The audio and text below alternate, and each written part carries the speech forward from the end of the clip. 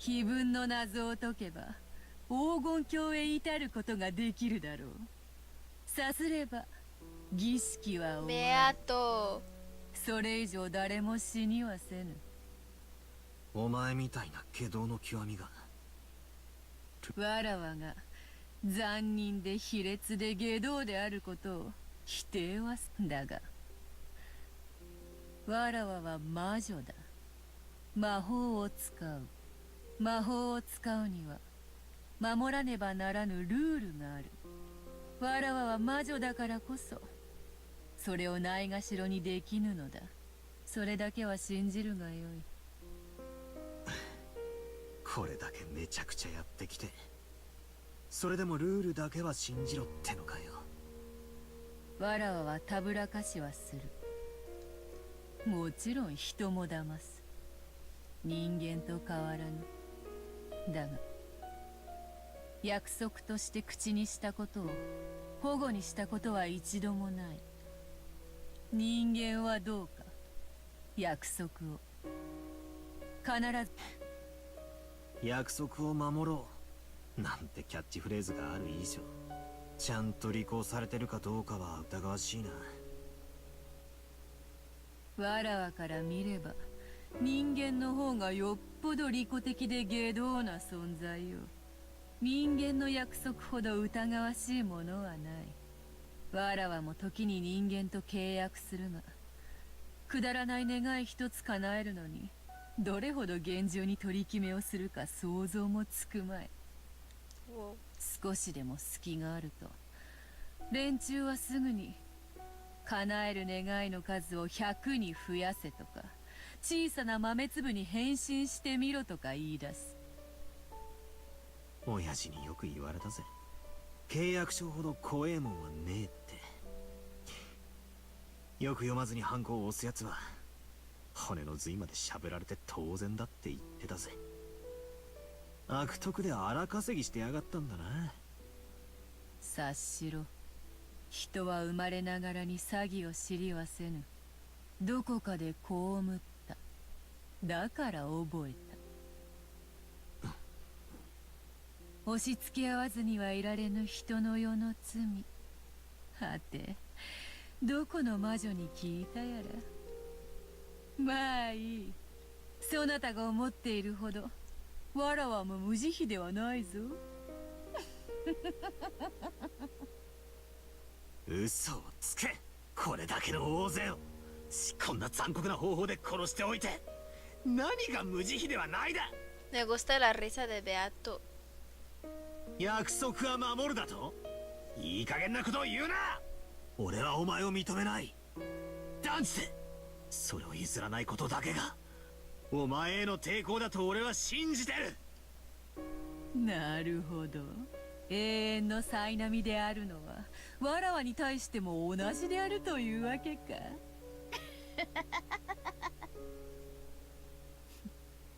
かもしれぬな。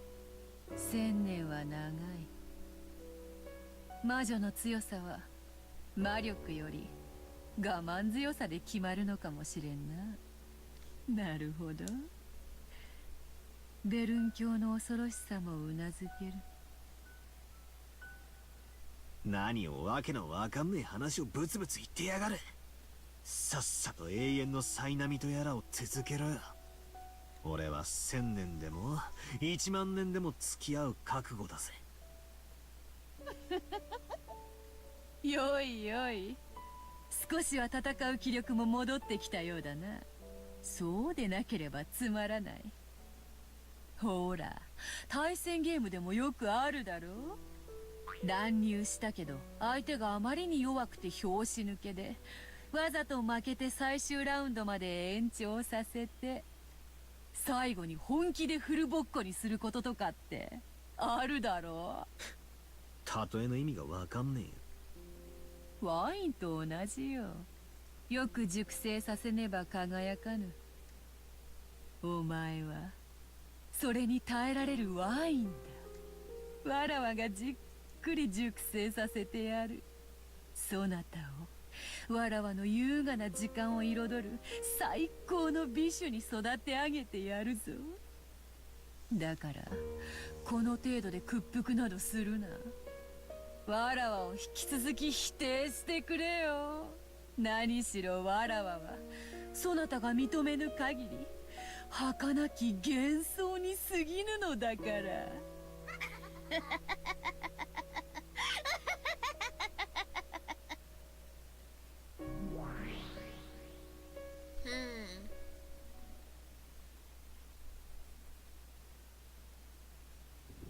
Interesante. Oh. 何度見ても辛いな。 It's not awful, it's beautiful, majestic. 教授、お察しします。シャノンさん、鍵を頼みます。お亡くなりになられたとはいえ、奥様はレディーです。私には触れることができません。はい。 Shannon nodded sharply, her expression filled with a sense of duty. George, Goda, and Shannon had broken a suitable window and were inside the chapel. Since they really hadn't wanted to break one, they searched for another way in just in case. But in the end, after proving once again that there was nowhere they could slip in through, it only became more obvious that this chapel was a mysterious closed room. Inside the chapel, time had stopped ever since the last time they'd left it. Even George wasn't able to approach that gruesome Halloween party again. It was only natural. It reminded him again of the sadness of losing both parents at once. And Goda, thinking of the possibility that those corpses might have changed in some horrible way now that half a day had passed, didn't want to let George get near them. Shannon followed Goda's instructions and approached the party table. Normally, Shannon might have resented having another dirty job forced on her, but now she could truly understand Goda's mental state. Even though Goda had prodigious skill, he'd gotten dragged into trouble, losing his job and ending up left out in the streets, before Natsuki gave him a new life. Though it had been just a casual employment decision for Natsuki, Goda must have thought it a turning point in his faith. Those around Goda could see that he felt a special kind of loyalty to Natsuki, so he probably didn't want to lose that feeling even after her death. Aww, that's cute. Now that half a day had passed, the bodies of Natsuki and the rest had changed completely. Small bugs sniffing out the smell of death had started to gather. It really wasn't something you'd want to look at directly. 失礼いたします。 Because of her long experience as a servant, Shannon had an idea of which pocket Natsuki kept the key to her room in. It would probably be this pocket. Her guess didn't fail her. Just by touching the outside of the pocket, she was immediately able to feel it. ありました。奥様の部屋の鍵です。 Shannon held the key up high, showing the others that it had been found. As George and Goda watched her, their eyes opened wide. That wasn't the expression Shannon was expecting, so it startled her. Oof. Oh heck no. After all, Shannon hadn't noticed. George and Goda, watching from afar, noticed it first. After all, when Shannon had held the key up high, a blizzard of gold leaf had seeped up from up around the table. They were countless gold butterflies. It was the first time George had seen them, so it might have looked like some kind of illusion. But Goda already knew. He knew that those gold butterflies were far from beautiful, and that they would bring about some kind of misfortune. And that gold swelled, trying to suck Shannon in. シャノンさん、走って。 Shannon also realized that gold butterflies were trying to swallow her up. She ran unsteadily, her expression still shocked. As she did, the gold butterflies danced around her all at once. They grouped together. They tried to swallow her up. シャノン！くそ、なんだこれは。これが君たちの言っていた黄金の蝶なのか。早く外へ。くそ、くそ。 Oh. George and Goda rushed up to Shannon, driving off the cloud of butterflies. And while the other butterflies were scattered, they ran towards the broken window. However, they needed a good footing to get out the window, which was surrounded by shards of broken glass. When they entered, there had been enough time to prepare for that, but now there was none. 扉から出よう。足場を探してる時間なんかない。開かない。貸してくそジョージ様お早くくそなめるなGoda took off his jacket, swinging it around, scattering the group of butterflies. But say he was outnumbered would be a real understatement. It was doubtful that even bought them a short amount of time. George struggled with the broken handle. It aged-sewed, and it didn't turn well. I can't leave it to strength. It needs the right angle, or there's some trick to it. ジョージ様くそこの化け物どもが Oh, Goda! At that moment, Goda saw it. He was seen by it. In other words, their eyes met. On top of the party table, no, with the stained glass behind it floating, laughing, was the figure of the witch. He saw the figure of the witch in the center of the golden whirlwind, with the gold butterflies fluttering about at a ready space.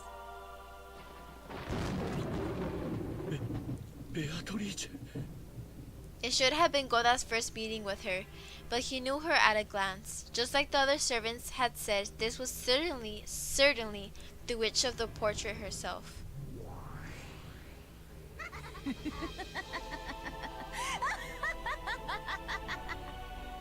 そろそろ晩餐の時間ではないか。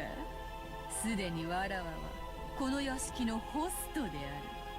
そなたらを素晴らしきディナーで歓待しなくてはならぬというもの。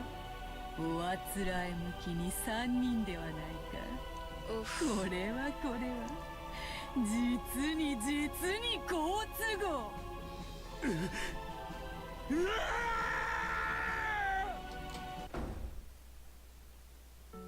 開いたゴーダさん早くベアトリーチェ様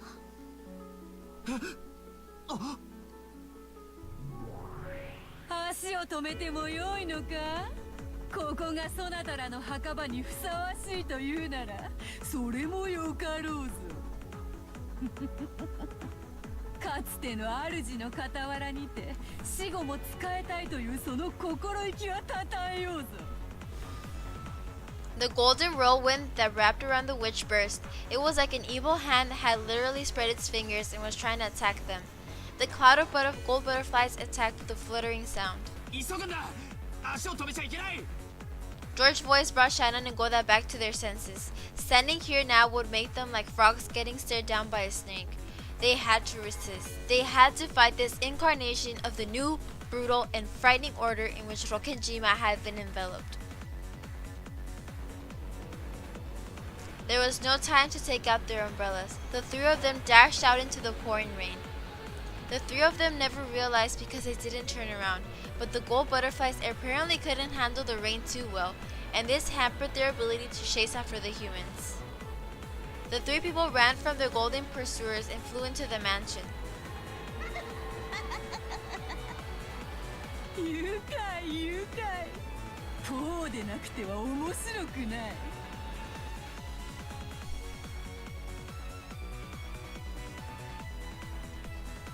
They unlocked the door and dashed into the room. A bit of the scent from Natsuki's favorite gentle scents remained in there. However, there was enough time to let that calm them down. どこにあるんだ話に聞いただけです実際にどこにあるかまでは多分お化粧台かベッドの脇にあるんじゃないかと思います。 Shannon's womanly sensibilities led her to conclude that, but next to the bed there was only an incense burner, a half-read novel, and glasses. However, the dresser was elegant and had many drawers, and it would be understandable if she kept some of her valuables there. 夏日おばさんごめん He began to violently open each one of the drawers. He had to hurry. He couldn't actually hear footsteps, but he had the feeling that the witch was approaching. He had the feeling that her laugh was approaching. He emptied the drawers one by one and examined their contents.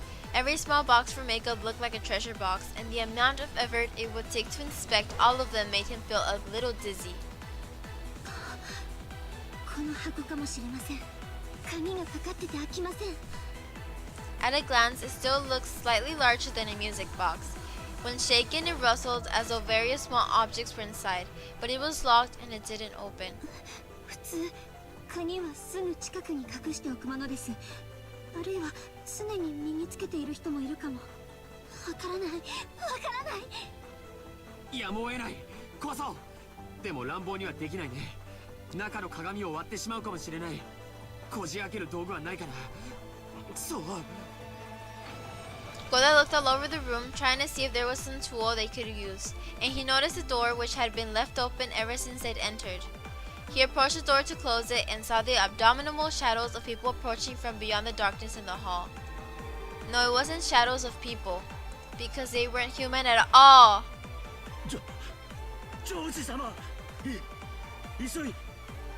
Goda's voice trailed off. It was a shock of seeing a procession of those not of this world.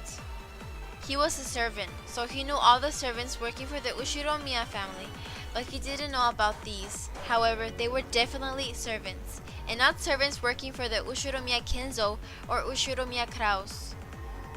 Oh heck no! Oh no. These new servants who worked for the new master of the mansion, the Golden Witch Beatrice, had goat heads and bright red boiled eyes of lava.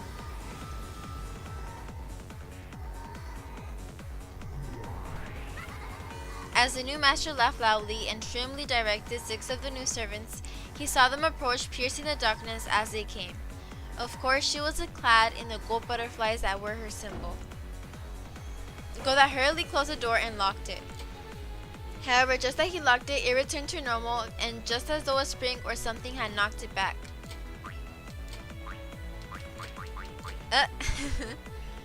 It gave the illusion that some prankster beyond the door was unlocking it every time he locked it. They couldn't have reached the other side of the door yet. So who was doing it and how? It almost felt like playing with a broken toy.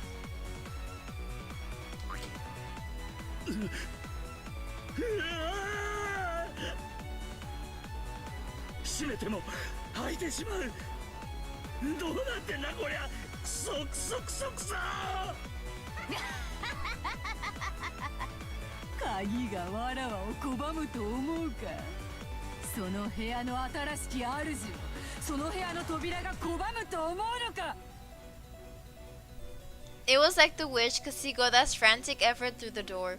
Even now, the footsteps continued to approach, and when not just their footsteps but even their breath could be heard. Goda gave up on the lock and slammed into the door, locking it using his own large body. Aww. ジョージ様、これはどうでしょう。レターオープナーか。そっちの方がいいね。貸して。万年筆じゃうまくいかない。 George took it and once again dug into the crack under the lid of the treasure box. It looks like it's working.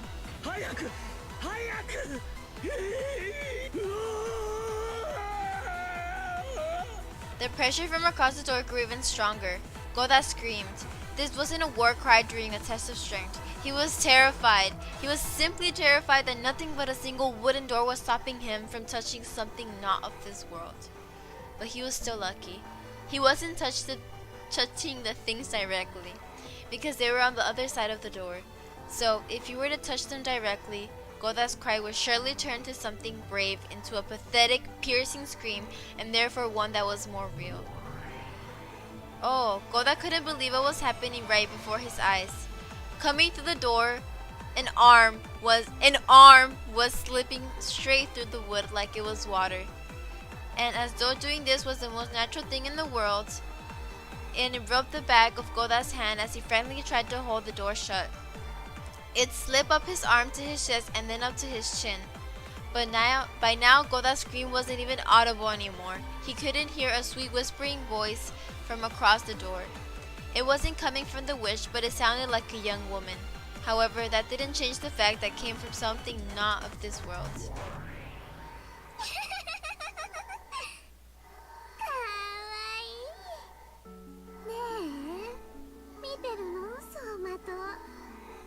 教えてね。終わっ。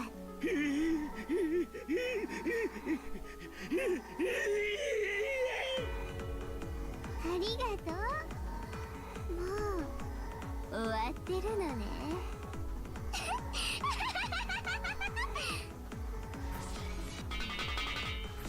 Oh, no. Ya lo mató. That lewd arm burst. Then they heard the sound of something jumping around the room at an incredible speed. They didn't know what it was. Incredibly fast, small, like steel, or maybe a beetle. When it buried itself right in the center of Goda's chest and stopped, they realized for the first time that its true form was something like a stake with a strange design on it. Goda's large body shook, bent backwards, and fell over. As it did, the door opened softly, even though no one was pushing it, welcoming in the new master of this room. It looked almost as though the door itself had accepted her.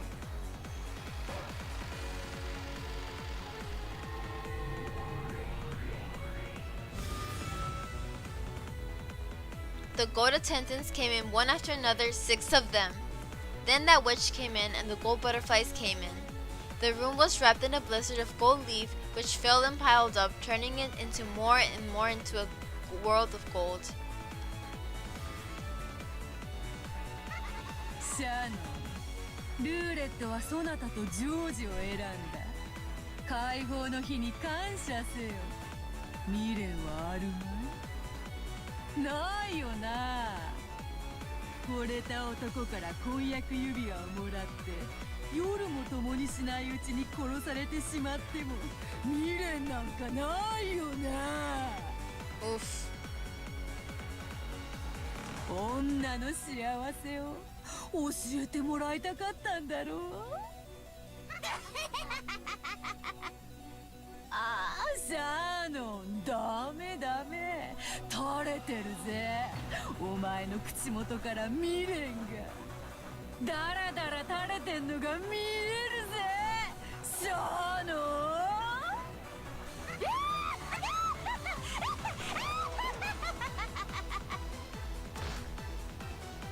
It was the sound of the lid to the treasure box breaking open. When George turned it over, accessories, charms, various small objects that Natsuki had treasured when she was a girl fell out. Mixed in with that was a pouch that stood out from the rest. He picked it up and was immediately sure. This was it. 見つけた、これだ。いいって及ばなかったの。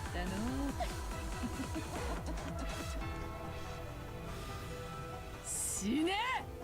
くそ！ All at once, the gold butterflies attacked George, who was hurriedly trying to remove the contents of the pouch. Oof. What is that? At that time, a bright red flash seemed to light up the room for an instant. That red flash seemed to cut a hole in the clouds of the gold butterflies around the room, drawing a circle with Shannon at the center. So, the resulting scene looked like a truly divine, almost as though a single streak of light had cut through the clouds in those worlds of gold. George, who was curled in a ball trying to protect himself from the group of butterflies, didn't have a clue what was going on. Then he noticed that Shannon was standing guard in front of him, shielding him, as she glared at the witch and the rest with a serious face she'd never shown him before. 忘れていた。そなたもまた金蔵の優れた家具だったな。それもカノンよりだいぶ熟成した。カノン君をよくも殺したことじゃない。よくも亡骸を消し去り、その名誉まで汚そうとしたな。おやおや、シャーノン、それを怒ってるのか？カノンに会えなくて寂しいならわらわに頼めよ。いつだって会わせてやるというのに。¿Cómo se ve de raro? Está como Beatriz por fuera. When the witch snapped her fingers, one of the 6 gold attendants glittered gold and changed into Kanon. It was definitely a sight to make one doubt their eyes. It was definitely Kanon's face. However, in those eyes, the glint of Kanon's integrity was nowhere to be seen. They were the hazy eyes of furniture that only obeyed the orders of the witch. George couldn't understand the scene right before his eyes, and he finally understood why Goda and the rest had been unable to talk about what they had seen in the servant room. 楽しいですか？ああ、楽しいぞ。死が引き裂いた2人を再会させるのはいつだって楽しい。死で引き裂いて一度、合わせて二度、もう一度引き裂いて三度楽しめるのだからな。さあカノン、姉と遊んでやりなさい。もし痛めつけられたら思いっきり苦悶の表情を浮かべてやるといい。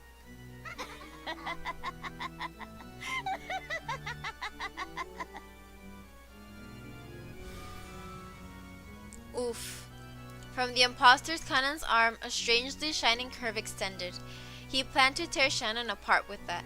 With a single stroke, he would attack Shannon, who still hadn't prepared her heart, and... 許さない。一度ならず二度までも死者を汚すなんて許せない。ほざくな。弟に殺されろよ、ショーノン。きっといい夢が見られるぜ。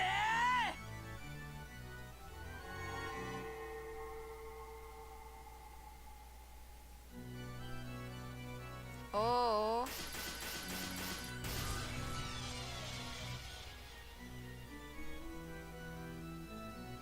The imposter cannon certainly seemed to lunge at Shannon, drawing several purple curves, but when he flew at her, it was as though some kind of invisible wall had been placed in front of her. The wall repelled the imposter, leaving a bright red ripple on its surface. No, it didn't repel him, it smashed him. It knocked him back, turning him into golden dust, into little bits, scattering him.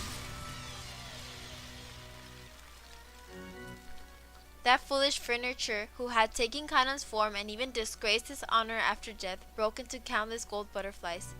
And then those butterflies themselves broke into pieces, and those pieces were broken into pieces, until there were no longer butterflies but a golden splash that faded away. シャノン。ジョージさんはそこから動かないでください。中心軸をずらしたくない。これは驚いた。 La cara de Beatriz.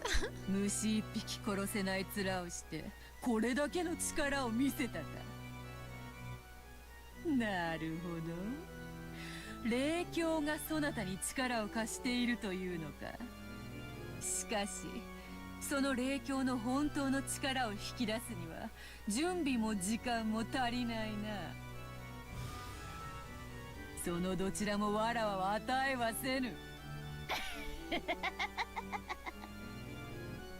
The spirit mirror George gripped had let out a divine glow, displaying a strength powerful enough not to submit to wicked forces.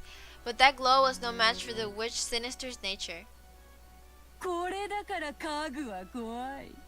予期せずしてタンスの角にぶつける足の小指のような気持ちよ。これだから家具は怖い。家具が家具。私は家具じゃない。そしてあなたを今はとても哀れに思う。何？ほう。ほう。1000年の魔女に100年も至らぬ家具が今何と言ったか。あなたはとても哀れな人。愛し合う二人に未練がないわけがない。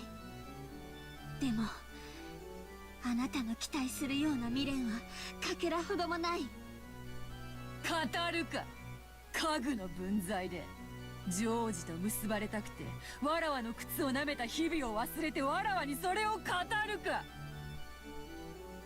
愛に生き泥濘を這うが人間。それを嘲笑い見下しているつもりであなたはそれにはるかに劣る。うい。私は今こそあなたを哀れに思う。愛し合う二人にとって添い遂げることにどれほどの意味が。意味はある、きっとある。でもそれはあなたの言うこととは全然違う。もっと新鮮にして、あなたごとき邪悪が口にする資格もないほどの新鮮な意味がある。だから私にはすでに何の未練もない。ジョージさんと愛を誓い合ったその証として指輪を受け取った。それで永遠の誓いは完了した。あなたがどんな邪悪な魔法や悪意で私たちを災難だとしても永遠は汚さない。綺麗事を詩人のように語るな。愛は情欲なんだよ。少女漫画見たく綺麗事ばっかりで語れねえんだよ。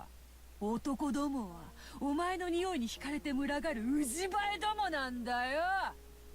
そんなこともその年でまだ理解できねえのかよ。お前は失望するぜ。その後ろのメガネ男のどす黒い欲望一度でも覗いちまったらがっかり愕然唖然呆然全然ダメだぜショーノ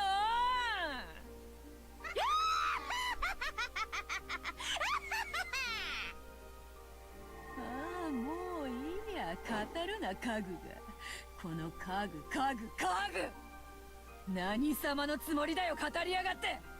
愛なんて結局はど汚ねえ汚物をどう綺麗に見せようかって欺瞞なんだよ。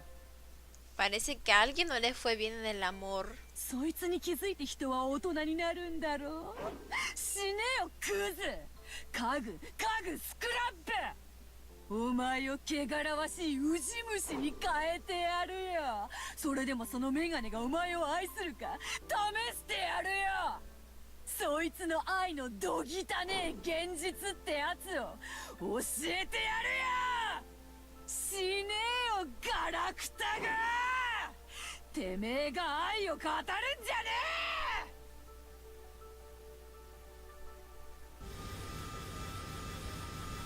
え。 Oof. An invisible column of light was shining at the center, started to have bright red ripples drawn all over it at once. The wall did its best to withstand the unseeable malice that tried to corrode in on them from all directions. なんだよそれは。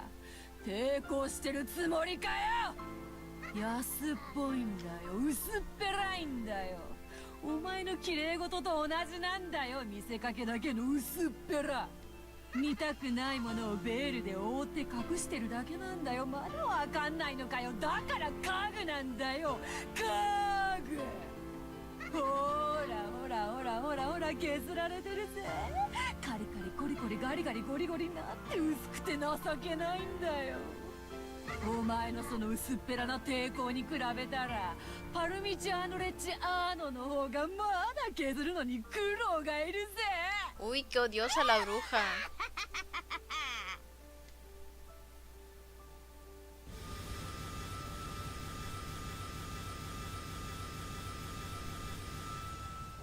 The golden windstorm that covered the room gradually began to shave the walls off the column that protected Shannon and George. The bright red ripples frantically drew a resisting pattern, but that just turned into a red wall of despair that began to wrap the two of them up. 庄司さんごめんなさい。やはり私には無理でした。ありがとう。君は僕のためにそれだけで嬉しいよ。 The round wall that had once protected them was assaulted and covered with a curve of bright red ripples as it seemed to scream, and it began to suck the two of them up instead.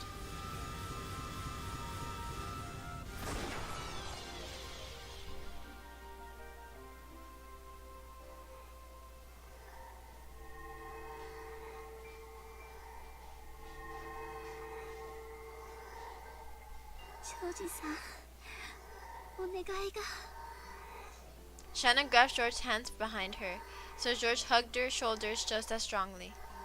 なんだい。最後に愛してるって聞かせて。ああ、さよ。僕は君の No! Oh my gosh! No lo dejó decirlo. Hell no. My heart.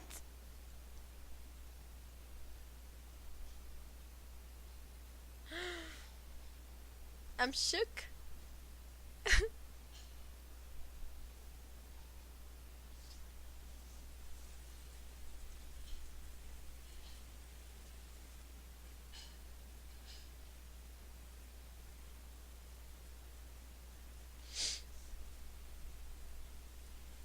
Rip. After Genji finished his late meal, he went out to the nighttime rounds inside the mansion.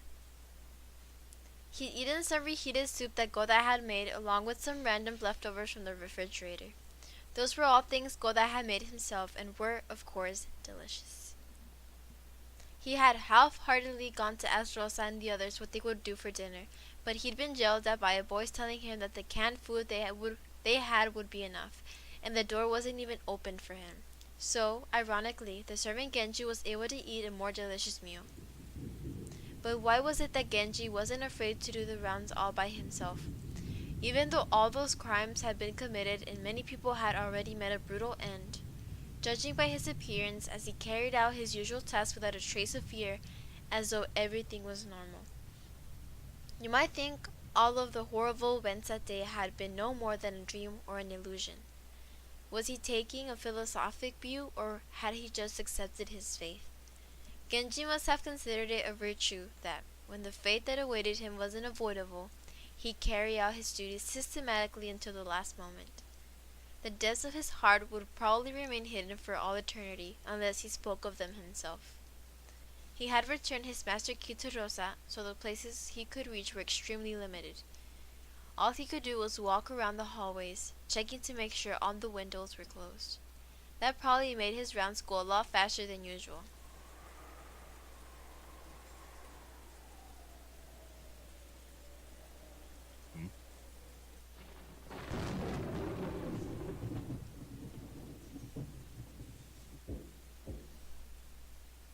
At the sound of a reserved knock, Aunt Rosa, who had been failing in a doze, jumped up and woke up, pointing the barrel of the gun at the door as she yelled.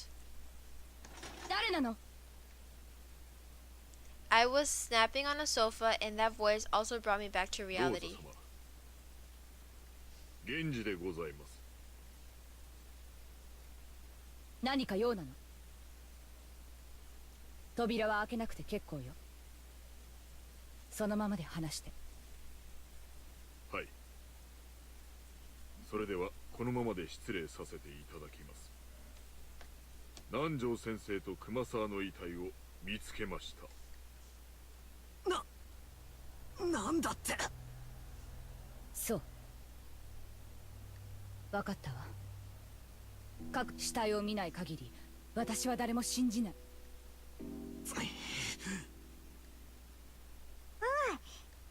大丈夫だよバトラー。マリアといれば絶対に大丈夫。 Maybe my face seemed to be darkened with anxiety. Maria grasped my hand with her small hand and spoke softly, trying to give me courage. Since it was Aunt Rosa's job to ready the gun and stand guard, it fell to me that to remove the barricade of sofas. When I finished, I took a backwards glance at Aunt Rosa, who was pointing the barrel of the gun over my shoulder, and opened the door. ケンジさん、二人の死体はどこに？中庭です。ご案内いたします。バトラ君待って。念のため部屋の戸締まりを確認していくわ。ちょっと待ってね。 Aunt Rosa called me to a halt to prevent me from going on ahead and began to carefully check the locks on each of the windows. But the locks had already been checked once. It felt kind of unpleasant, as though she suspected that I might have secretly unlocked them when she wasn't looking. No, maybe Aunt Rosa was right to be this cautious.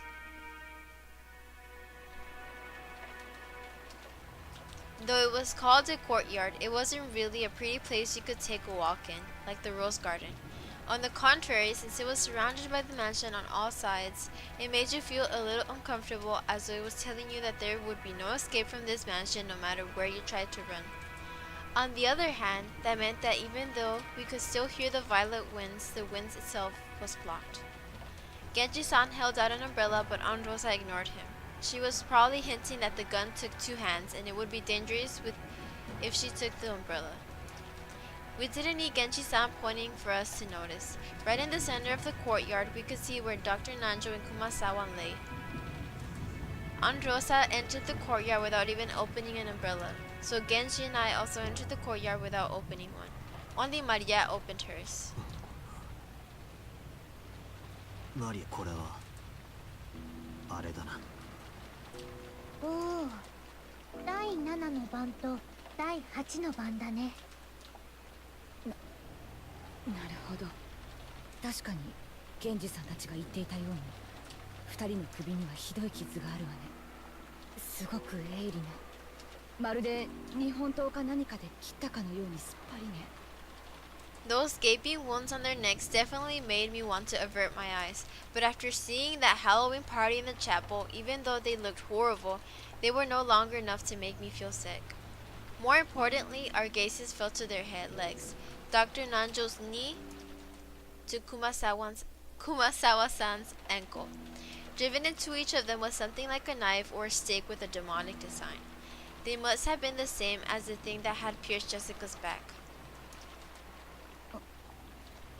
これは何なの？ジェシカちゃんの時と同じね。何かオカルトの儀式のつもりなのかしら。わかりません。彼らの遺体を最後に見た時にはこの使用人室から運び出された後にやられたのでしょう。 The one stuck into Dr. Nanjo's knees was still standing erect, but the one that had been thrust into Kumasawa-san's ankle might have been a little shallower. It had come out and fallen over. So by looking at the one that had fallen over for the first time, I realized that it wasn't a knife, but something like a stake. Its full length was probably about 30 centimeters. It was probably made out of bronze or iron or something of the sort. Even without touching it, I could tell it had some weight to it. It was composed of a grip and a cone-shaped part, and it was obviously made to be a piercing weapon. Maybe it was like a miniature version of those lances Western knights used on horseback. The spiral-shaped ditches in it may also look like a small drill. However, the grip had an occult design modeled off a demon or something. So instead of a weapon used in war, it felt like something that would be used in a ceremony to offer up living sacrifices. 間違いない。生贄のつもりなんだな。第7の番に膝をえぐりて殺せ。第8の番に足をえぐりて殺せ。待てよ。それじゃ第4、5、6の番が抜けちまう。まさか。Of course. Why is Genji-san alone? If something like this has happened, why aren't George Aniki, Goda-san, and Shannon-chan here? Why was Genji-san alone? どういうこと？ジョージ君たち3人はどこへ行ったの？夏日奥様のお部屋を探し物に行きたいと言われました。まだお戻りになりません。なんだって。その出かけたってのはいつ頃の話なんだよ。2、3時間前のことだと思います。そんな、なんでそんな大事なことをやっちゃなくて、なんで不審に思わなかったんだよ。常に一人使用人は待機していなくてはなりません。彼らが戻るまで待機しているのが私のお務めでしたもの。 Oof. Was Genji-san really this much of a robot? This is bad, it's really bad.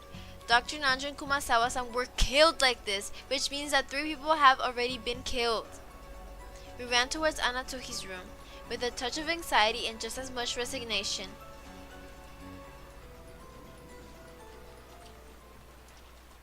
Boom.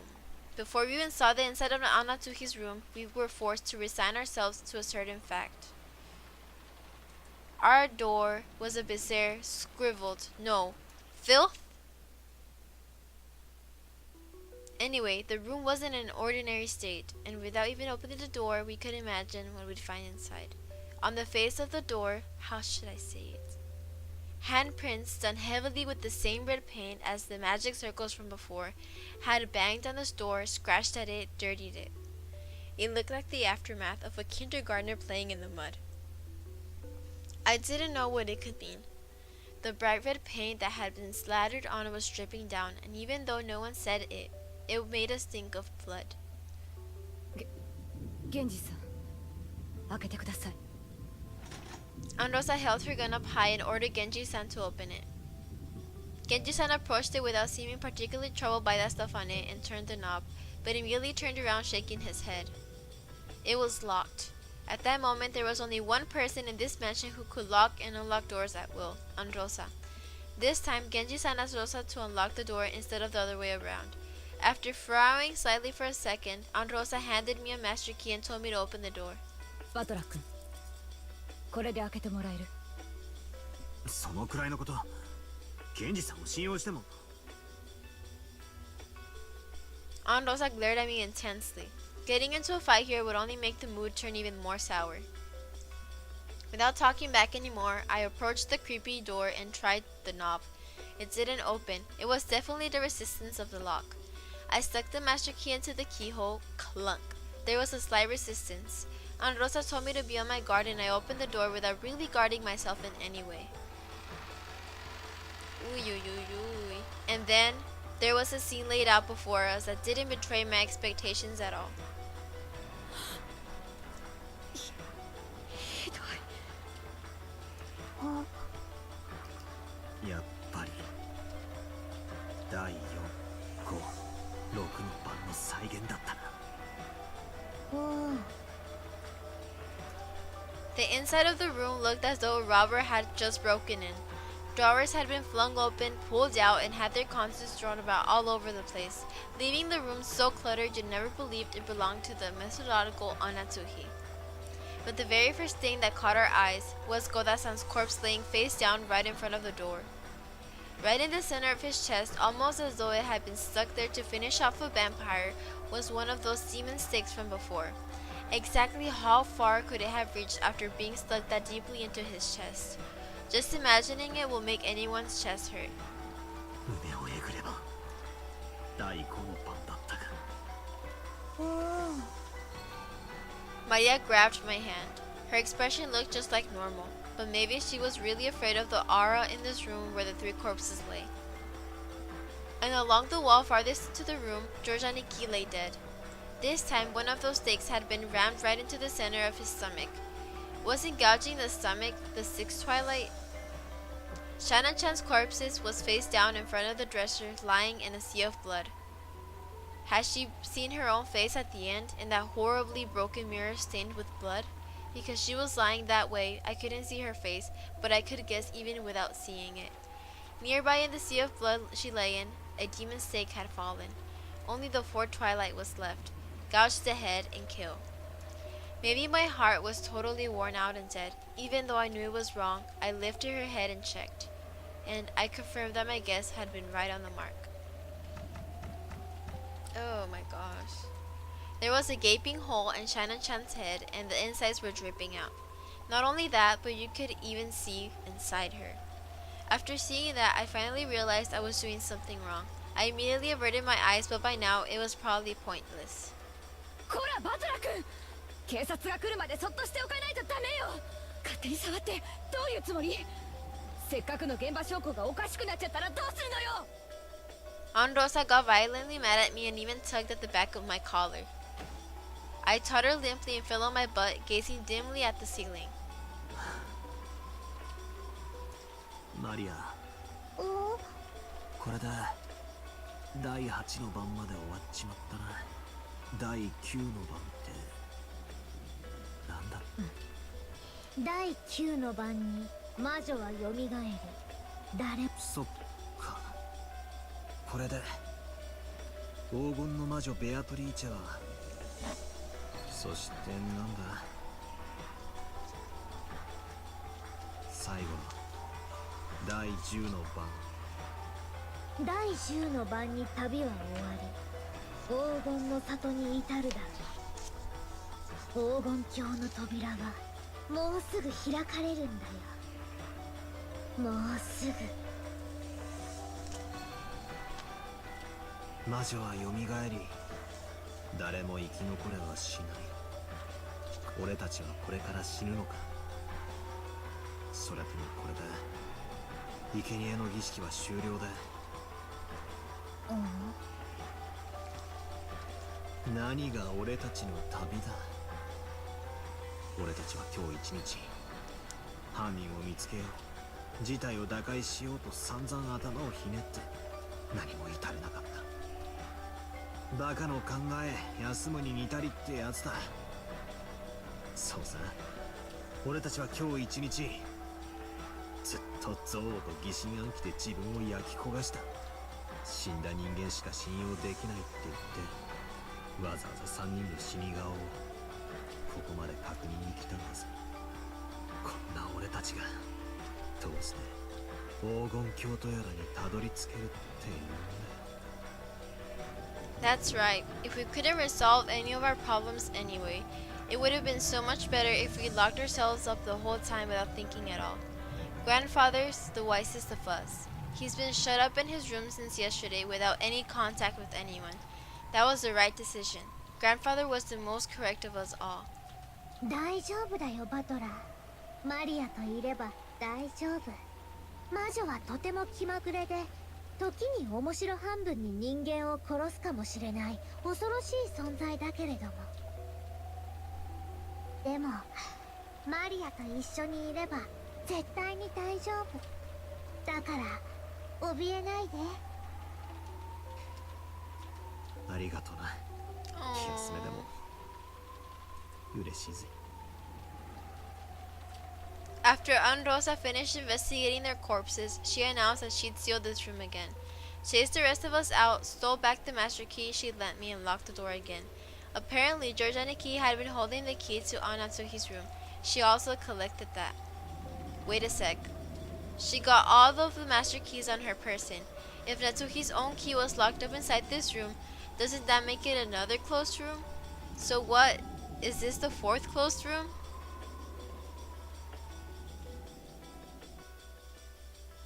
Now that the suspicion surrounding those three had been cleared, we returned to the parlor once more. I don't have a clue what's going on anymore. If only the dead are innocent and everyone alive is a wolf, that leaves only me, Androsa, Maria, and Genji-san. And besides us, there's only grandfather and that 19th person, the guest we've seen no trace of, Beatriz. 13 people have died and 6 are left. How would a wolves and sheep puzzle with only 6 people end? Even though a puzzle that started with 19 people has been reduced to 6, I can't think of an answer. Interesante.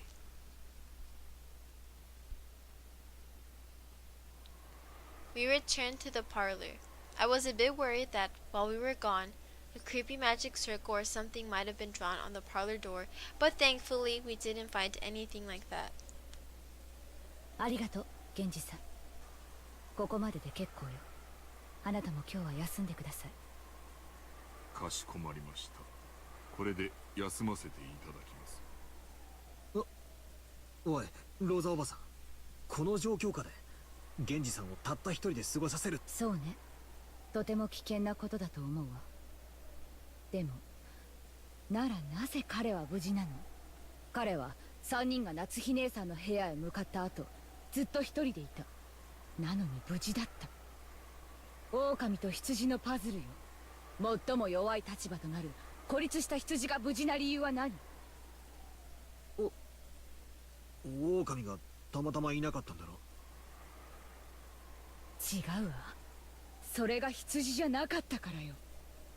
源氏さんが狼だって言うのかよ。彼は一人で厨房にいたそうだけど、それは証明不能よ。南條先生たちの死体を運んだり、ジョージ君たちを殺したりできたのは彼かベアトリーチェだけなのよ。待てよ、その論法じゃ誰だって。バトラ様、お気遣いをありがとうございます。私は信頼を勝ち得るのは常に100の言い訳ではなく、一つたとえ信頼をいただけなくても、私は最後まで誠実でありたいと思います。Goals. 源氏さんなら決まりね。あなたが本当に無実なら、それは明日やってくる警察が証明してくれるわ。だからそれまでの間、あなたを疑い、長年後宮家に仕えてくれたあなたにこんな仕打ちをするのは本当に心苦しいんだけれど、今夜は分かってください。そして明日になったらもう一度仲直りさせてください。 Genji-san gave his head a small shake. 今日も明日も私は後ろ宮家の使用人であり続けます。ご用がありましたらいつでもお申し付けください。それでは失礼させていただきます。 After hearing all that, there was nothing left to say. Genji-san bowed deeply and left down the hall.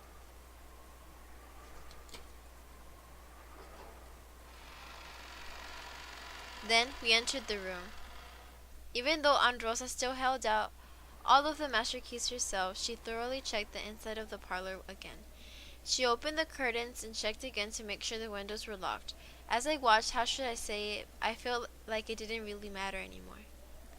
If I said anything careless, it would turn into another fight. For a while, I gazed at her from the corridor. I figured I'd wait just about long enough and entered the parlor behind her.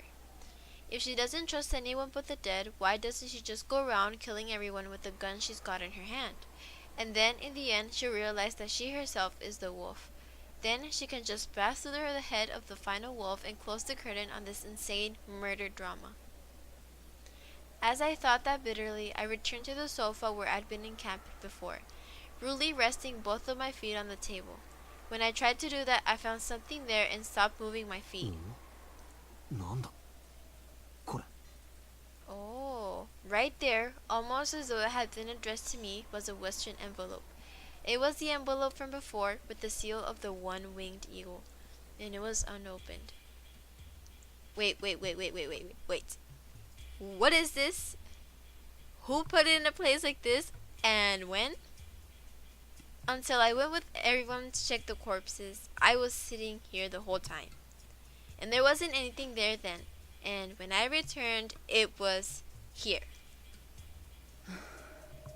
大丈夫。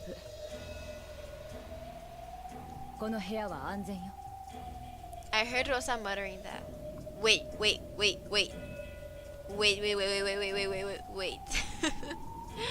We made sure this room was safe when we left it. We checked that the windows were all perfectly locked. Then we locked it up, came back, and the windows were still locked. Then, wait, who put this letter here and how? I opened the letter. 2 pieces of stationery came out. The first page had a magic circle drawn on it with something like blood. If I asked Maria, she'd probably know what it meant. And there was writing on the other page. Have you made progress in solving the epitaph? In just a short while, your time will be up in a flash. The night twilight will begin quite soon. There was no mistake. It was a letter from Beatrice. ほう、バトラー、それは？ああ、今ここに来たら、置いてあった。どうしたのマリア？バトラ君、その手紙は？いや、ここに置いてあったんだ。どうしてだよ。この部屋はちゃんと戸締まりをしていたのに、どうしてだよ。どうして。マリア、いらっしゃい。Oi! Androsa closed her eyes just a little and after thinking silently for a moment told Maria to come. Maria obeyed her mother's words. As she did, something unbelievable happened. Androsa pointed the barrel of that gun at me. バトラ君、あなたを狼だと断定するわ。What the heck? どうして。私はこの部屋にたった今帰ってきて、そのテーブルの上に何もないことを見ているわ。そしてマリアがそのテーブルに近づいていないことも知っている。わずかな時間よ。でもこのテーブルに近づき、そして手紙を見つけたと主張するのはあなただけなのよ。そんなのって、いや、めちゃくちゃだ。なんで俺がこんなものを置くんだよ。おいおい、俺は不審なものを見つけて報告しただけだぜ。なんで俺が疑われるんだよ。あなたにしかその手紙をそこへ置けないからよ。そう、これは自作自演。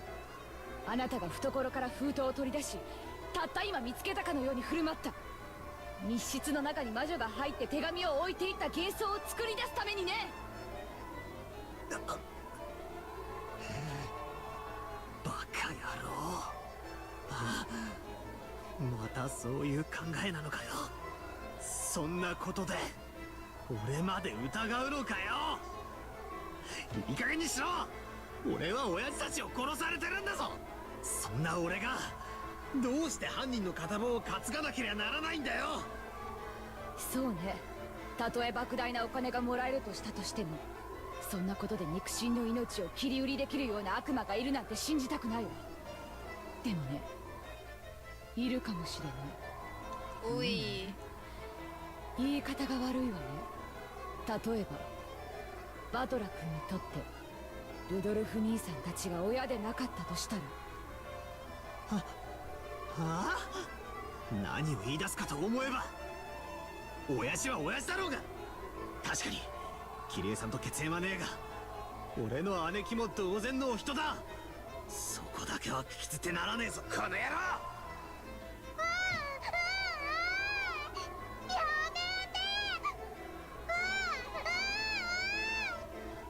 言うのをやめなさい。ごめんなさい、言い方が悪かったわね。確かに後ろ宮バトラ君はルドルフ兄さんの子供かもしれない。でもあなた本当にルドルフ兄さんの息子のバトラ君なのEstá loca, 何もわけ bro. のわかんねえこと。俺がバトラーじゃねえんなら誰に見える。ルドルフ兄さんも含めて私たちは6年ぶりにあなたに再会しているわ。あなたが本当に後ろ宮バトラかなんて誰も証明できないのよ。 Uy. あなたは本 She 当は pulling 後 the ろ宮 card. バトラじゃなくて後ろ宮家の財産をうまく騙し取ろうと紛れ込んだ何者かかもしれない。あなた自分が後ろ宮バトラだとはっきり証明できる。今この場で。いい加減にしやがれ。俺は俺だ。後ろ宮バトラだ。そこまで疑い出したら、あんただって本当に後ろ宮ローザなのかよ。自分は自分だ。ああ、そうだな。あんたの言う通りだぜ。死体以外で信用できるのは自分だけってわけだ。そこまで言うなら反論させてもらうぜ。ジョージの兄貴たちが死んでいた夏代おばさんの部屋には鍵がかかってた。部屋の鍵はジョージの兄貴が持っていたんだろう。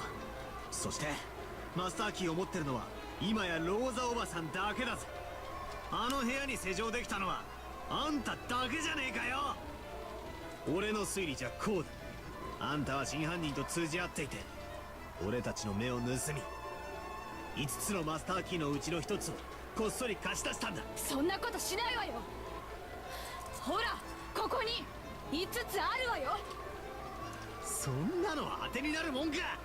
あらかじめ取り決めた場所に置かせて回収したかもしれねえじゃねえかよ。それにマスターキーが5個かどうかは疑わしいと言ってたのはあんただぜ。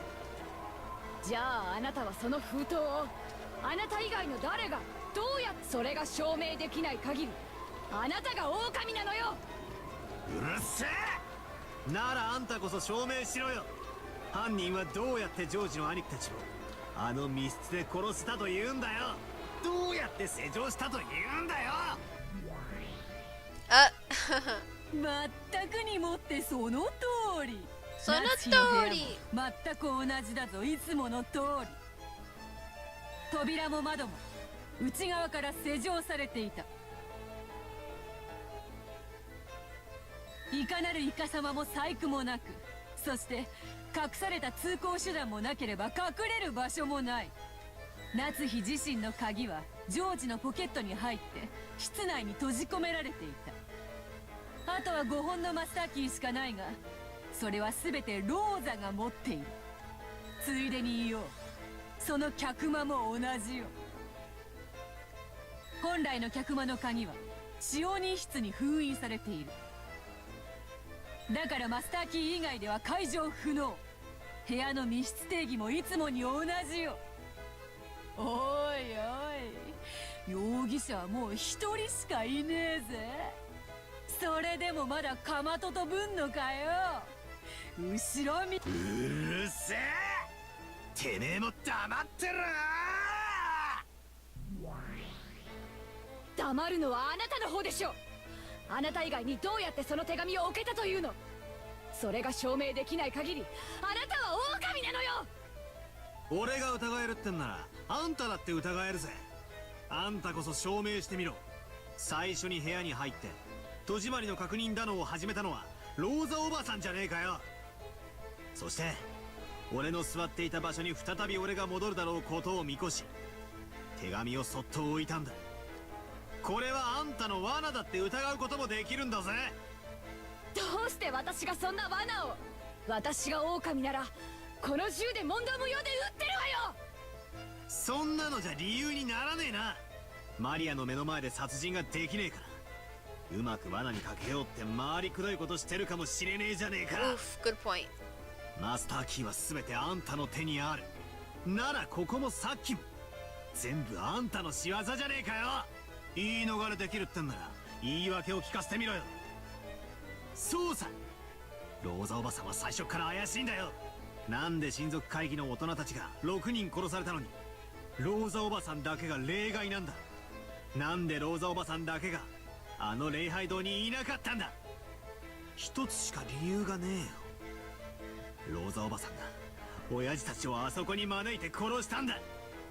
クソクソ、それで全部説明がつくじゃねえかよ。ふざけんじゃねえ、ふざけんじゃねえ。わけのわかんねえことを言うんじゃねえ。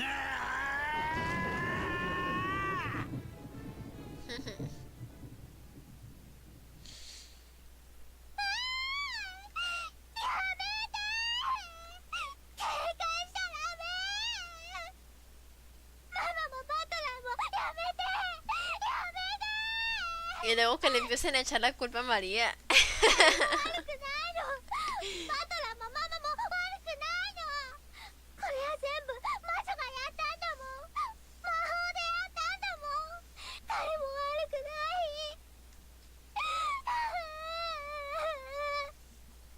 Maria thrust herself in between Aunt Rosa and me as the blood started rising to our heads. I was taken aback by Maria's crying voice and returned to my senses. I had acted shamefully just now. My eyes filled with tears. そうなんだよ。全部魔女のせいだったんじゃないかよ。鍵がどうこうとかトリックだのアリバイだの全部バカらしかったんだ。魔女の仕業なのに俺たちは同じ人間同士を信じ合うこともできなくてなあ。ローザおばさん、人間の犯人なんて最初からいなかったんだ。だからローザおばさんが犯人のわけがないし、俺やマリアだって、そして源氏さんだって他のみんなだって、どうしてこんなことに。俺はどうして大好きだったローザおばさんとこんなことの怒鳴り合いをしてるんだよ。優しくって大好きだったおばさんとどうしてこんな罵り合いをしてるんだよ。なんでみんなで疑い合わなくちゃならねえんだよ。おばさんを疑ってなんかいないんだ。誰も疑ってなんかないんだ。全部魔女の仕業だったんだ。ベアトリーチェの仕業だったんだ。全部ベアトリーチェが魔法で行った事件だったんだ。ベアトリーチェ頼むから、そして自分が全てやったと俺たちに告白してくれよ。 You gonna regret it? もうごめんだ。こんな疑り合いはごめんなんだ。だから俺たちを許してくれ、解放してくれ。互いの死を見届け合うまで疑り合わなきゃならない地獄から解放してくれ。俺に優しい親戚たちを。もう嫌だ、全部嫌だ。お前は確かに実在する。姿を見せてくれよ、ベアトリーチェ。 Suena como Kenzo, cuando decía Beatriz, amor. Se le hacía Kenzo al viejito. Así suena. Hmm. ¿Y está Genji todo solito? 私はまだ Kenzo! 生きているのか。 Apparently, some time ago, Kenzo had fallen into a doze. He searched for his spectacles and looked at the clock. It was 10 p.m. あやつの儀式はあってと時間的にはもうだいぶ進んでいなくてはならぬ頃だ。 Kenzo lifted his heavy body from the chair and approached the portrait of the witch that he gazed at every day. ベアトリーチェ、もうじきお前の微笑みに再会できる。死んでもいい。お前の微笑みがもう一度見られるならこの命は惜しくない。だから交渉だ、お前にもう一度会わせてくれ。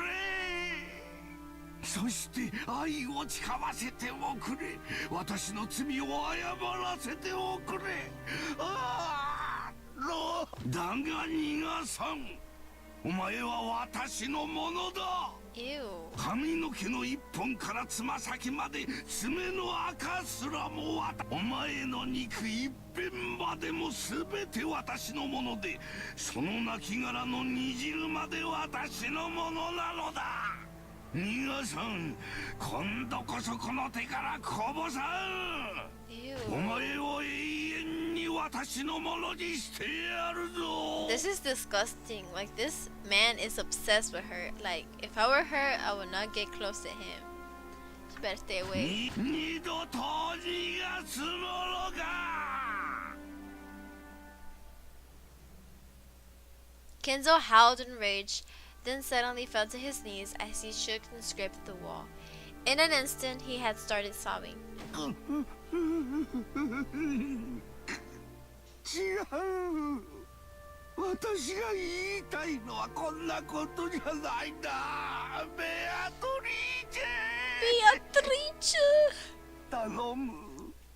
もう一度会わせてくれ。謝らせてくれるだけでいい。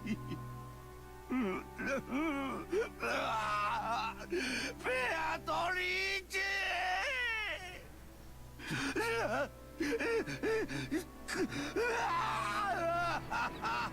お前が愛しい恋しい。私が間違っていた。お前が微笑んでさえくれれば他には何もいらなかったんだ。私が間違えた。私がそれを間違えて取り返しのつかないことをしてしまった。 Uy, ¿qué hizo? ¿Qué habrá hecho? その償いに残りの全ての人生を捧げた。お前に詫びるために、私の罪を償うために全て捧げたんだ。頼む。私の死の際でもいい。せめてお前に一言謝らせて。ベアトリーチェ。 Beatrice! Hick!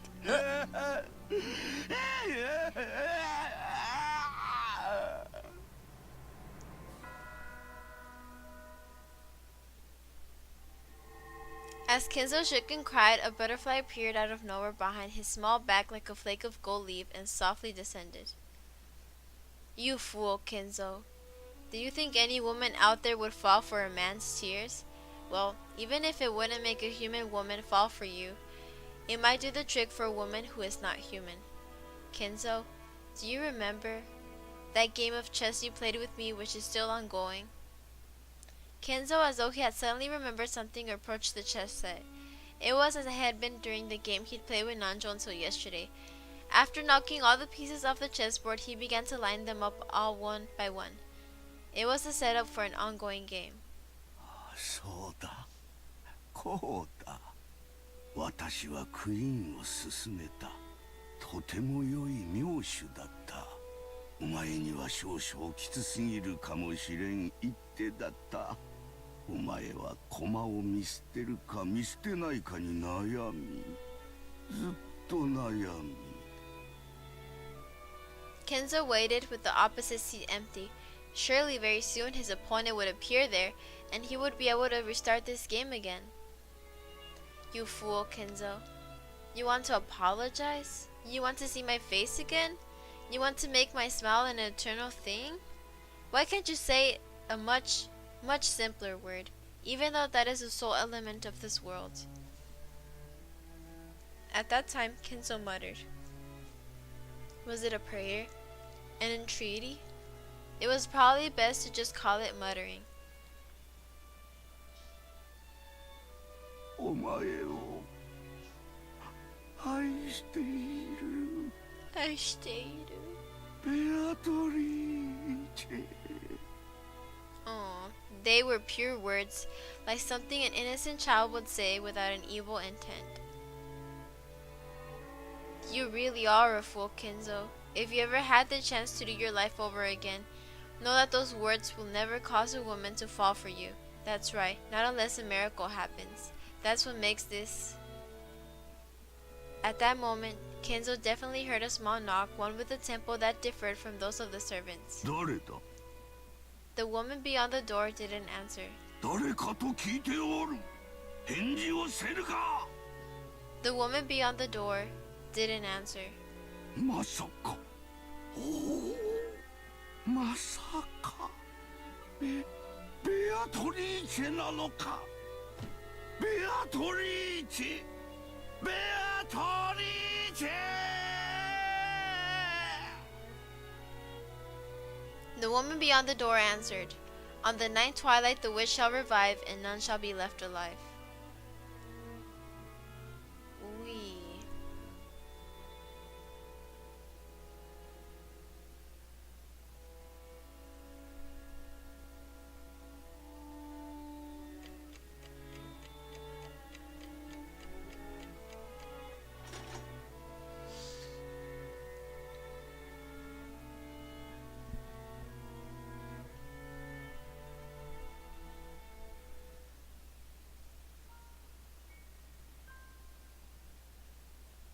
Battler's figure was in the dining hall. He didn't feel like going back to the guest house in the middle of all this rain, and wandered half-heartedly around the mansion in search for any place where he could sit before setting up camp in the dining hall. He didn't even lock the door. He thought the shapeless murderer or maybe the Golden Witch might come to kill him now that he was isolated, but he no longer had any desire to resist. He didn't even feel like using a locked door to hold off the culprit. He wanted that person to come at him openly from the front. If it was the killer, he wanted to ask them about some of those wonderful closed room tricks as a parting gift. If it was a witch, he hoped she'd at least take his life with some spectacular magic. However, ironically, neither of those two came to meet him. Butler opened the liquor cabinet on his own and enjoyed the liquor to his heart's content. No longer was there anyone to scold him for drinking alcohol. He boldly rested his legs on the extravagant tablecloth and savored the high-quality liquor, which probably had a mind-boggling price, drinking it down straight from the bottle. Then someone knocked. Bradley realized that someone had finally come to greet him. おー、鍵なんかかかってねえぜ。誰でも入ってきてくれ。そして自己紹介を頼むぜ。人間なら名前を名乗ってくれ。ベアトリーチェだってんなら3サイズを教えてくれ。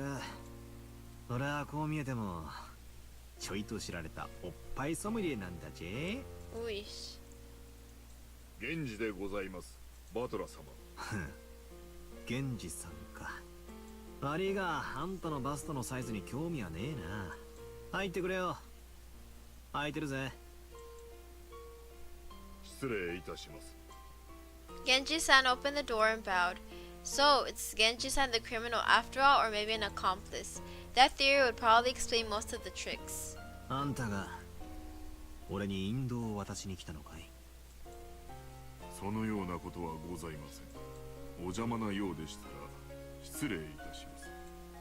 おいおい、要件も伝えず失礼しますじゃかえって気持ち悪いぜ。何の用だよ。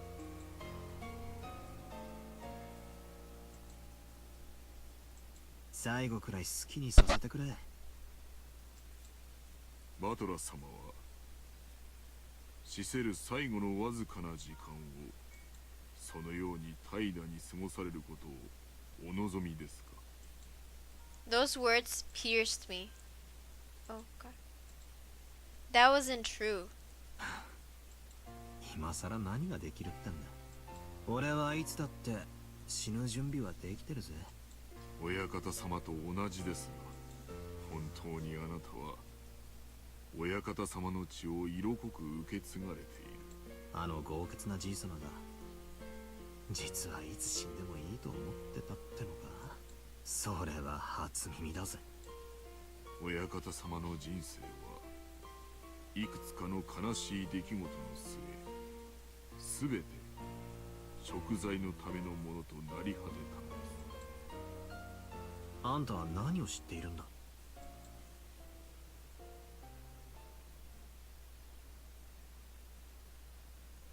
Oh, it got ベア quiet. トリーチェ様の儀式も第8の晩までをすべて終えました。もうすべてをお話ししてもよいかと思います。なんだって。My drunkenness was completely blown away. I lowered my feet from the table and listened carefully to hear what Genji would say next. バトラ様、親方様の書斎へご案内申し上げます。親方様たちに直接お話を聞かれるのがよろしいでしょう。じい様たち。おい、それは一体どういう。さあ、こちらへご案内申し上げます。Interesante. バトラ様。After Genji-san told me to follow him, he started to walk down the corridor. I threw my drunkenness off completely and went after him. We climbed a big staircase towards the 3rd floor. Genji-san stopped walking halfway. He then turned around and spoke. バトラ様、これを理解できぬものを見るでしょう。脅すなよ。理解できねえもんなら今日嫌になるほど見てるぞ。見えるものを見えるがままに、聞こえるものを聞こえるがままに受け入れ、なぜも何も何も必要はありません。バトラ様はただ真実を知ることになるでしょう。あるいは否定されるかも。すべてバトラ様にお任せいたします。Genji-san checked one last time to see whether I was prepared to know the truth. The 8th twilight had already ended, and on the 9th twilight the witch would revive and nobody would be left alive. It meant that Beatriz had already been revived, and it probably also meant that none of us would be allowed to return alive. If I was going to lose my life anyway, I wanted to know the truth in the end. It didn't matter how hard it might be to accept. 鬼が出ようと魔女が出ようと覚悟はできてるぜ。本当にあなたは親方様の若き頃にそっくりだ。バトラ様、どうかご勉学にお励みを。あなたは将来必ずや大きな志を持たれるでしょう。そしてその時足りぬ学力に一生後悔されることがありませんよ。勉学に勤しめる機会がもらえるならぜひな。Genji-san's silence felt like it was further confirming a certain resigned feeling I had.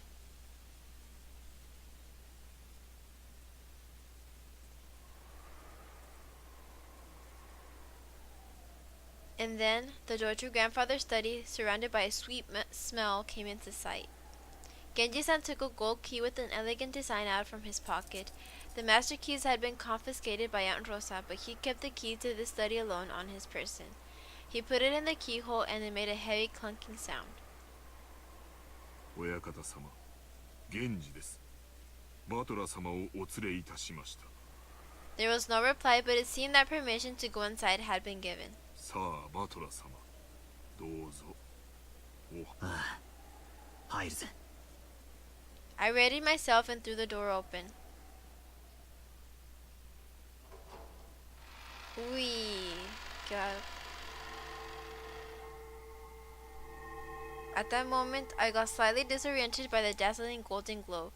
It was unbelievably a swarm of butterflies that shone gold. The gold butterflies that completely filled the inside of the study poured out all at once. なんだこりゃ。 It was almost like golden leaf confetti. The interior of Grandfather's study was filled with a golden glow. And on a sofa like a reception chair in front of the study chair, I could see Grandfather's back. There was someone on the side opposite from Grandfather. It was in a shadow, so I couldn't see it well. 親方様、バトラ様をお連れしました。バトラか。今思考が忙しい。しばし沈黙せよ。 Kenzo declared that unhappily his back still turned. It seemed he was enjoying a chess game with the visitor. Apparently the opponent had counterattacked with a superb move. Kenzo seemed to be enjoying himself as he thought deeply, while occasionally laughing and groaning.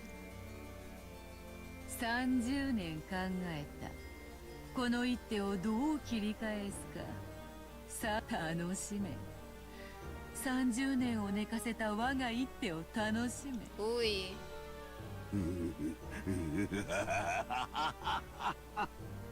まことにこの一手は味わい深き熟成された一手よ。楽しい楽しい。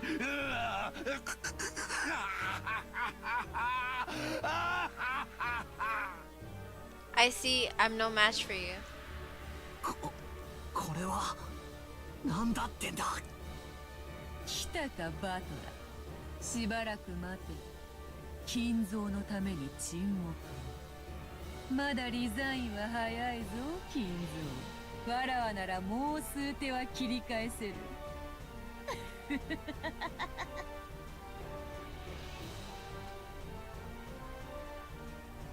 It should have been my first meeting with that witch. However, I knew this witch.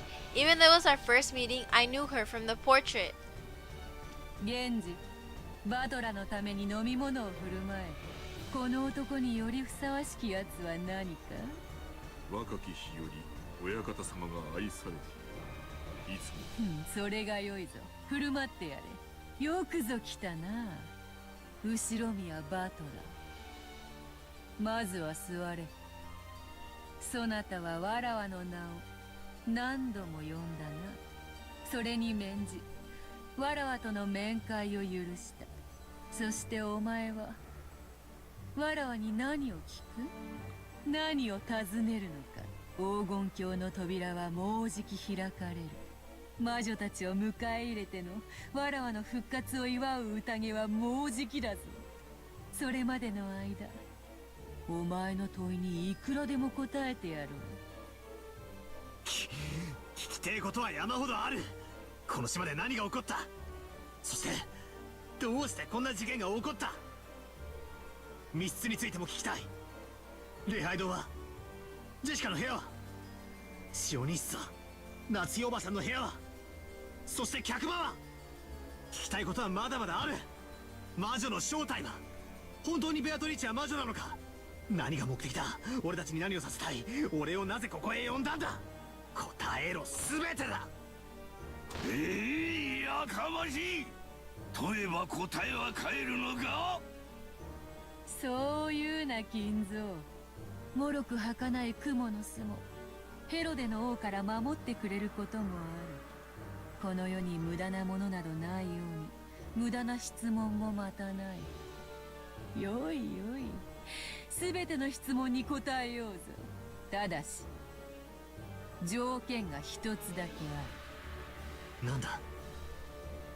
すべてを聞き、わらわの存在に納得できたならひざまずき、わらわの靴にキスをせよ。お前を屈服させたくてわらわはここへ呼びつけたのだから。わらわと金蔵は賭けをした。金蔵が次の手をひらめくのと、わらわがそなたを屈服させるのと、負ける気はせぬぞ。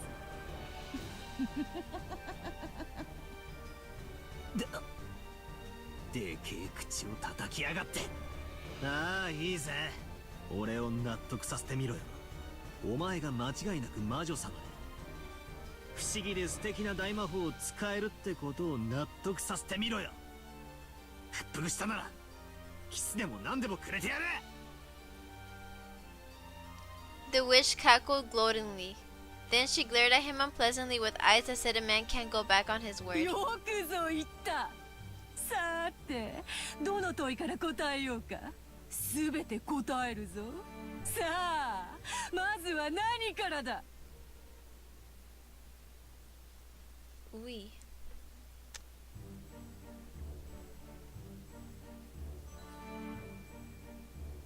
Then the witch started to tell everything. She began answering all of Battler's questions. Everything made sense. He was convinced by all of it. And then, Battler had no choice but to admit it. The witch certainly did exist. What followed is a story that needs no retelling. When the king falls and you are defeated, it's time to start reflecting on your finished game. And then all you can do is set up the pieces one more time.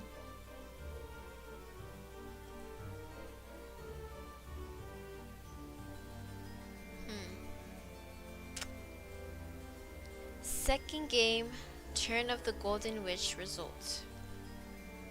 So esta fue el segundo juego, segundo episodio. Ushiromiya Kraus died on the first twilight. Ushiromiya Natsuhi died on the first twilight. Ushiromiya Eva died on the first twilight. Ushiromiya Hideyoshi died on the first twilight. Ushiromiya Rudolph died on the first twilight. Ushiromiya Kirie died on the first twilight. Ushiromiya Jessica died on the second twilight. Servant Kanan died on the second twilight. Pierced through the back by a stake of Asmodeus and pierced to the chest by the stake of Satan. Servant Shannon died on the fourth twilight, forehead gouged by the stake of Mammon. Servant Koda died on the fifth twilight, chest gouged by the stake of Beelzebub. Ishurimiya George died on the sixth twilight, stomach gouged by the stake of Lucifer. Family Dr. Nanjo died on the seventh twilight, knee gouged by the stake of Belphegor. Servant Kumasawa died on the eighth twilight, leg gouged by the stake of Leviathan. The witch Beatriz revived in the ninth twilight. She finally opens the door to the Golden Land. Ushiromiya Kenzo missing on 10th twilight after he acknowledged the existence of the witch. Ushiromiya Rosa missing on 10th twilight. The witch did not invite this woman. Ushiromiya Maria missing on 20th twilight after she acknowledged the existence. Servant Genji acknowledged missing. Ushiromiya Battler missing on the 10th twilight. Will he acknowledge the witch's existence and be invited to the Golden Land?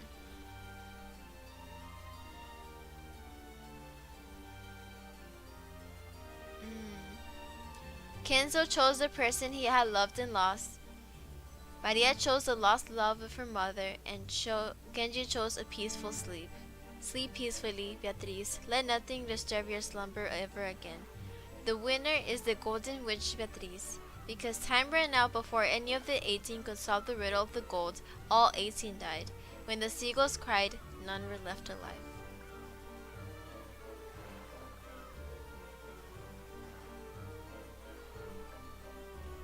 Oof.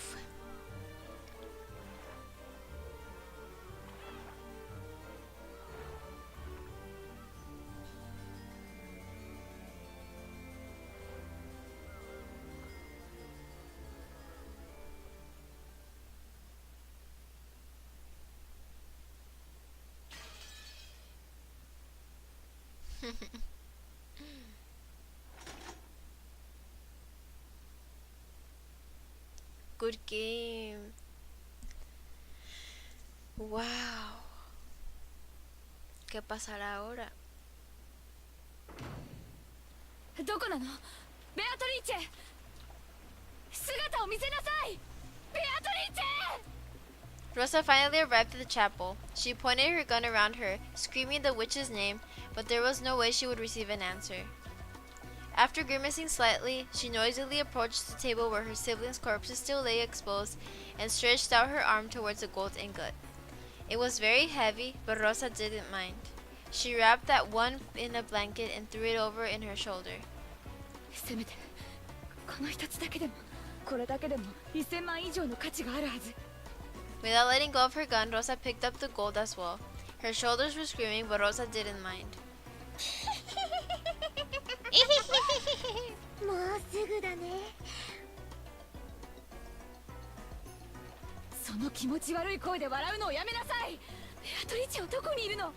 ええ、分かってるわ。どこかにいるんでしょ？あなたは知ってるんでしょ？どこ？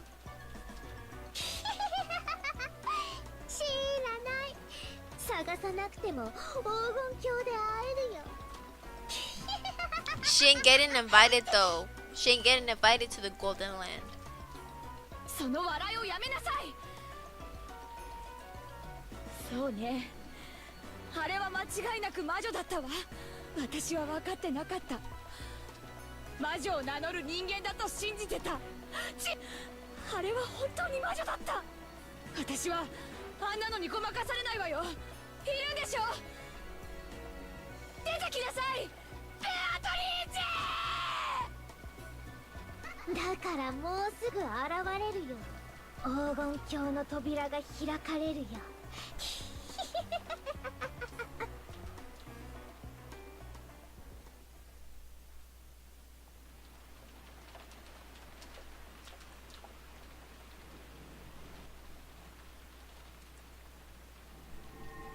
そうだ、それでよかったのだ。構わぬ。ルークを捨てるぞ。持てるもの全てを失う覚悟がなければ至ることもできぬキングが追い詰めるぞ、ベアトリーチェ。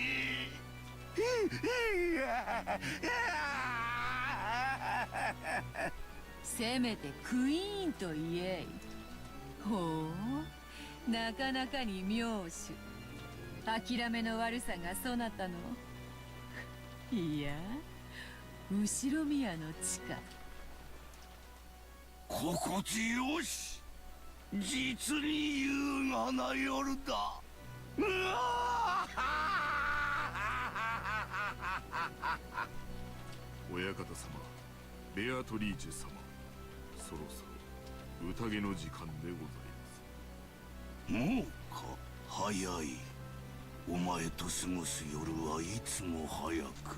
A lo mejor sale ver en Castell ahorita. 月がリンゴのように落ち、川面より跳ねる小魚のように日が昇るのだ。行こうではないか。時間だ。立て、バトラ。わらわの復活を祝う宴の始まりだ。わらわの新しい家具。いや、玩具として紹介しよう。お歴々の魔女たちに。The witch was relaxing elegantly, her feet thrown out from the sofa and resting on top of a footrest. However, the footrest wasn't part of the sofa, but a human. A human down on all fours. Ooh. ベアトリーチェ様、お召し替えのドレスでございます。主賓はお前だが、ホストは私だ。私は先に出ていよう。着付けの手伝いにシャノンでもおればよかったが、あいにく残れなかったようだな。使いたい時にいつもおらん。つくづく使えんやつよ。しかしお前はよく残ってくれた。嬉しいぞ、我が友。ありがたいお言葉です。よい、二人とも先に下で待て。源氏、ご苦労。そのドレスはそこへ置いていけ。かしこまりました。我らは先に行こう、ベアトリーチェ。後ほどな。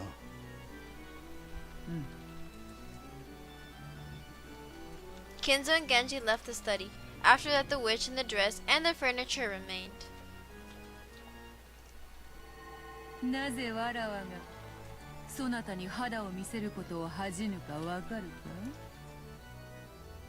そなたは家具だからだ。家具。わかるか？家具だよ、家具。家具に体をさらして恥じる者がどこにいよう。だからお前にわらわは恥じる必要がない。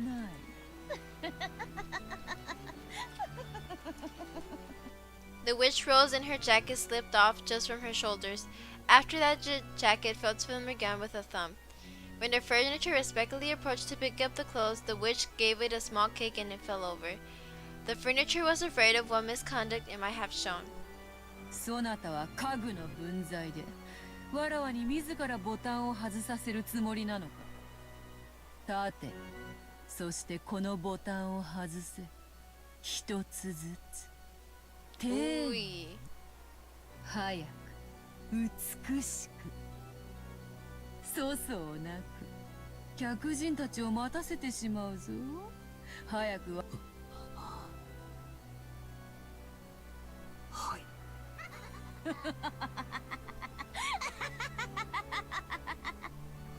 丁寧に外すのだぞ。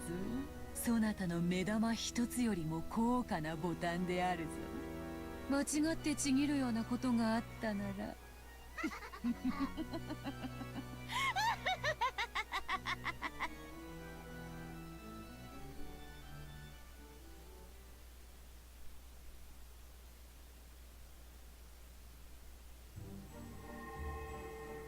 The entrance hall was bustling with a crowd of shadowy people, and it sparkled gold with the gold butterflies flying about. The gentlemen in suits and tuxedos and the ladies in dresses looked like they were having a great number of friendly chats. At a glance, it might have looked like a fabulous medieval ball, but they all had one thing in common, and that thing was exceedingly bizarre, because all of them had goat heads. Was it a goat mask parade, or did they really have goat heads? It probably couldn't be the latter, but in this bizarre world, I really didn't know which was true. Kenzo was among these goat nobles, greeting them. Kenzo were more respectful than would have been expected, as though these were all honored guests. At that time, Genji's voice rang out through the hall. It was a voice calling for silence. That voice stopped the idle chatter, and everyone turned to face Genji. 今宵復活を遂げましたる我らが黄金の魔女ベアトリーチェ卿のご入場でございます。皆様拍手をもってどうかお迎えください。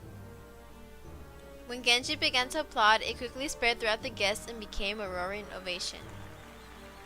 Then, the Golden Witch appeared from the top of the large staircase. As she gracefully waved her hand, followed by a piece of furniture she was fond of, she slowly descended the staircase. The goat nobles offered unanimous words of celebration in some long-forgotten language, and those who were deeply intimate embraced, filled with joy at their reunion.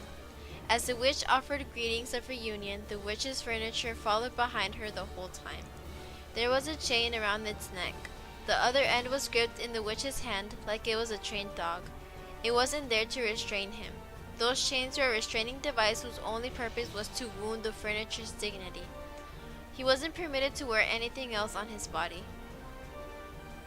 Uy, ahí está tu novia, Sebas. Tu waifu. One of the young woman goats mixed in with the goat nobles. Quietly removed her goat mask as the furniture passed in front of her, and she spoke with eyes that had no light in them. The face that seemed to belong to a long-haired young girl.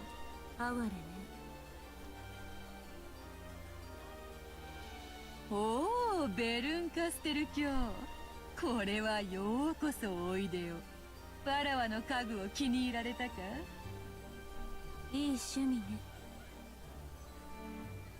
After saying only that, the witch called Bercastel once again put on her goat mask and was swallowed up by the shadows of the other tall goats. 負け惜しみよ。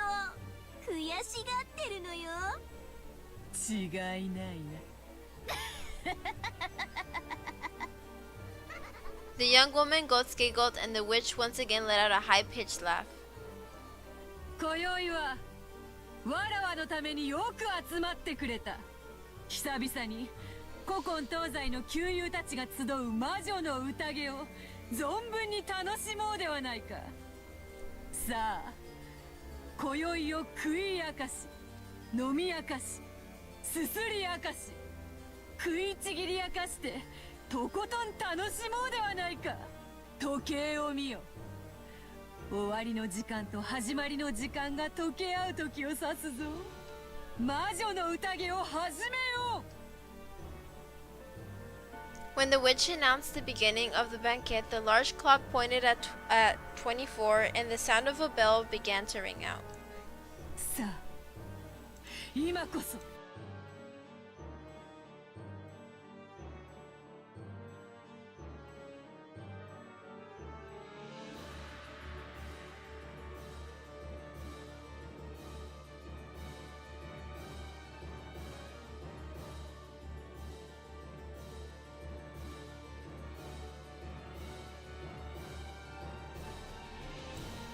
Okay, back. 黄金の扉を開こうぞ。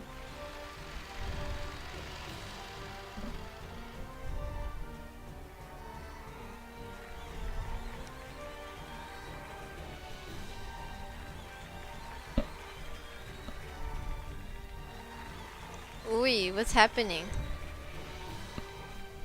All at once, the butterflies leafed in gold flew all around the inside of the room. Amidst the golden storm and the brilliant gold-colored light, the barrier between this world and another was cut open.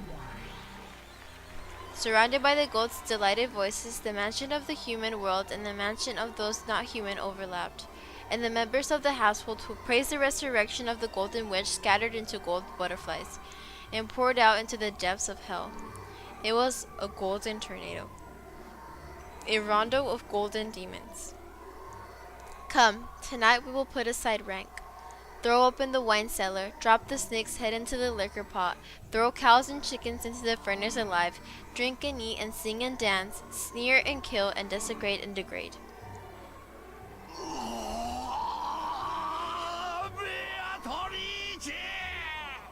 今こそ私を黄金鏡へ黄金鏡へ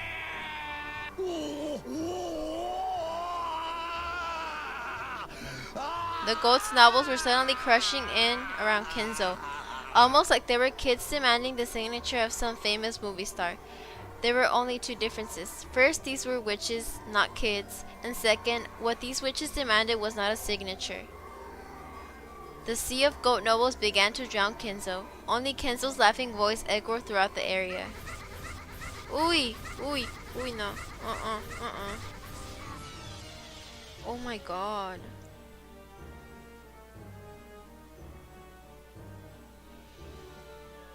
¿Qué es eso, bro? ¿Qué es eso?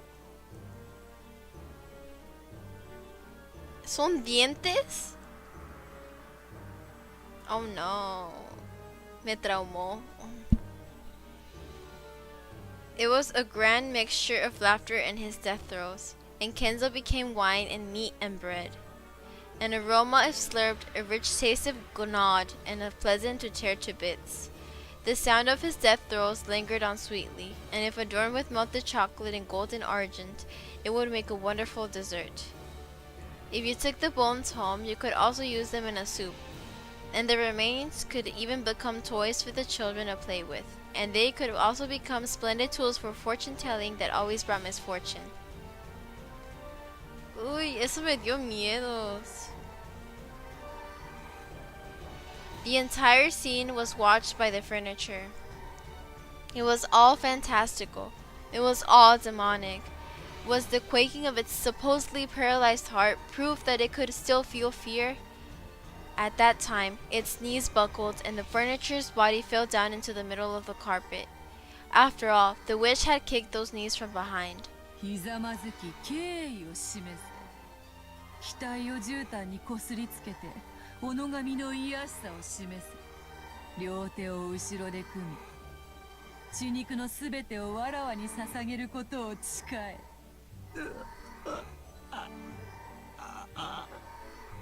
The furniture let out a painful voice.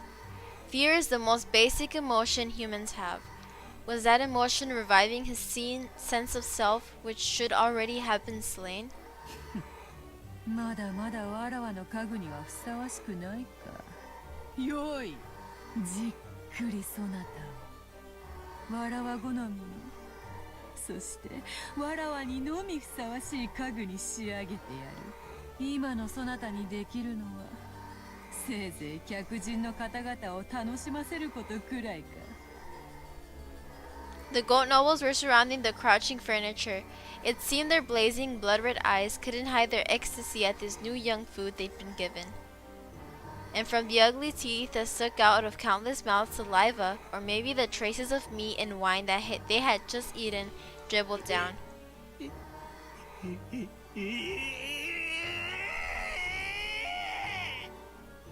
As the furniture let out a wild scream, it retreated, still sitting on its backside, but the circle of goat nobles was closing in. Then the furniture looked at the witch's face. It had surrendered to the witch, so believing that the witch would show some compassion, it stared at her face in the end.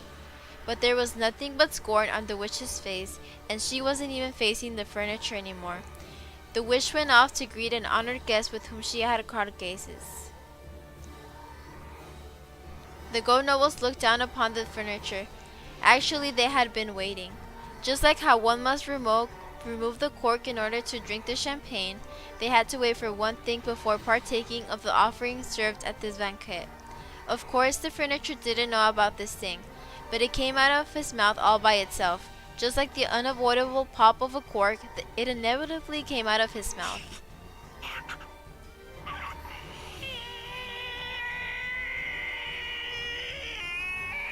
It was a scream. It was a sign that marked the beginning of the modest banquet at which he was to be served.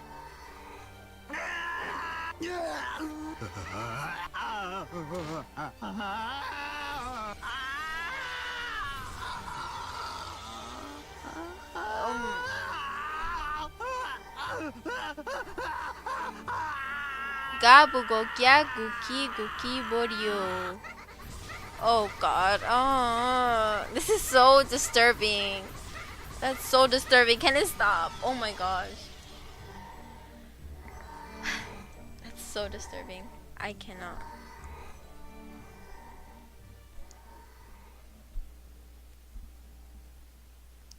That's so disturbing. By now, the garden was one of both roses and gold. A gold-colored garden with gold butterflies, gold fairies, and gold lizards rampaged and flew about wildly. Maria, hayaku! Hashite! Hayaku, hayaku! Hayaku, hayaku! Rosa grabbed her gun and the blanket wrapped around the ingot and ran at a speed Maria couldn't match, sometimes pausing to call out at Maria to run faster. So she saw it every time. She saw the golden pursuers chasing them from the mansion.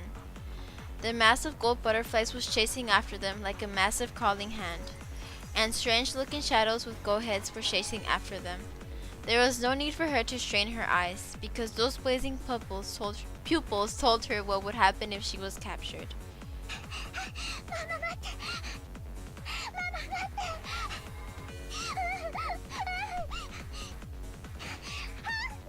Oh, Maria fell down.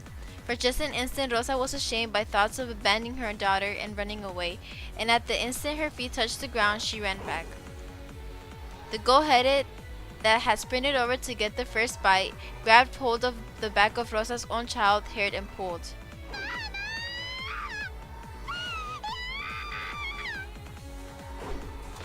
Rosa rammed into the goat head with her shoulder, spun, bashed the back of her elbow into the goat's jaw, and buried her knee into its protruding chest.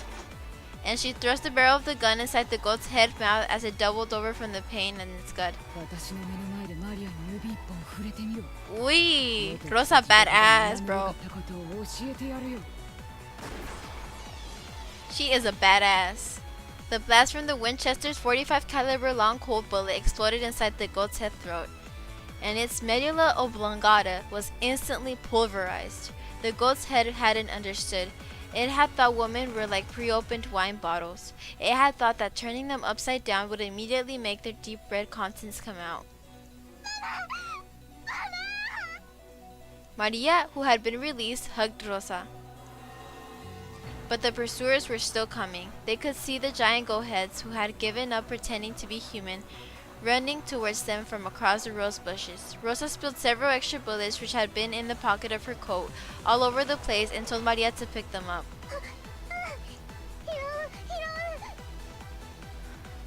ママがもし倒れたらあなたは走りなさい。海岸へ行くの。そして泳いで泳いで泳ぎなさい。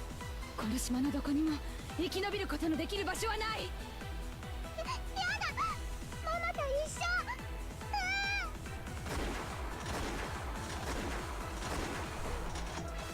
Rosa's gun roared 4 times, but even though 4 shots really did hit the massive approaching goats in the chest, they didn't even flinch. The goats ran with a violent vigor as though they planned to crush Rosa and Maria with those massive bodies.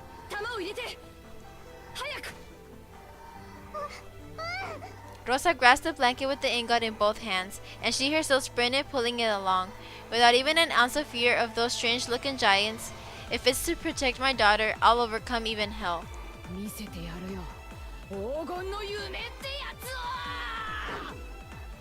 Rosa roared. The go-heads roared. That terribly heavy ingot, after picking up a fearsome centrifugal force and speed, slammed into the head of the goat head. Rosa pulled a fountain pen from her pocket, but she held it crooked. She placed it in her palm and in the gap between her middle finger and her ring finger so that it stuck out when she made a fist, almost like a stinger was growing out of it. The stinger sliced into the left eye of the goat head as it fell over. It was the goat head's roar a scream, but Rosa's roar was different. She pulled back her fist and slammed it into the fountain pen that was still sticking into the goat's head's eye. The pointed tip was gouged into the depths of its head.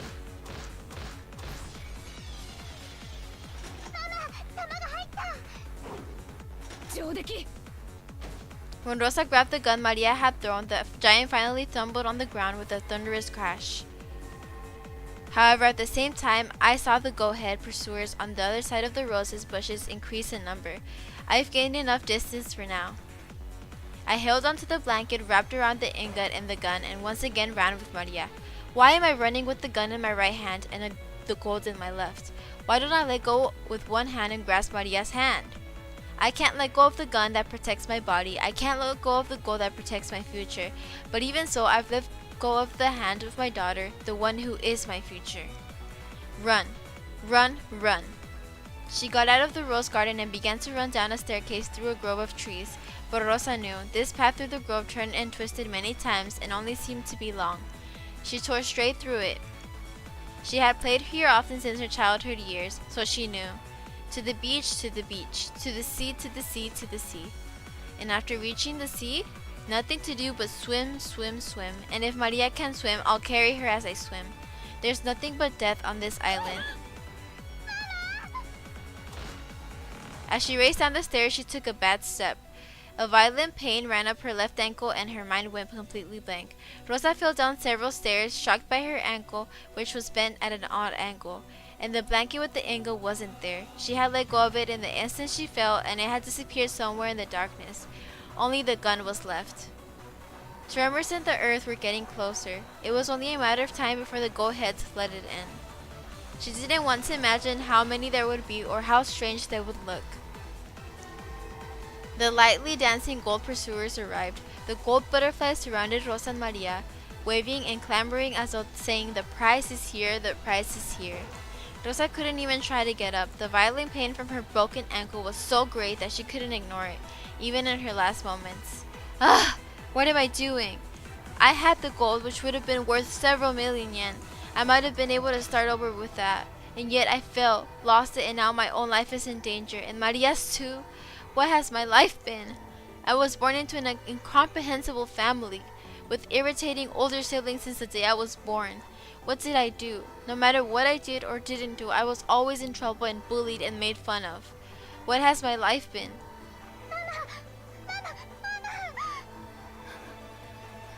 The roar inside Rosa's heart shriveled away and disappeared. It disappeared when she heard Maria's crying voice as she sobbed and clung to Rosa. Maria, Mama, ちょっと用事を思い出したの。先に行っててちょうだい。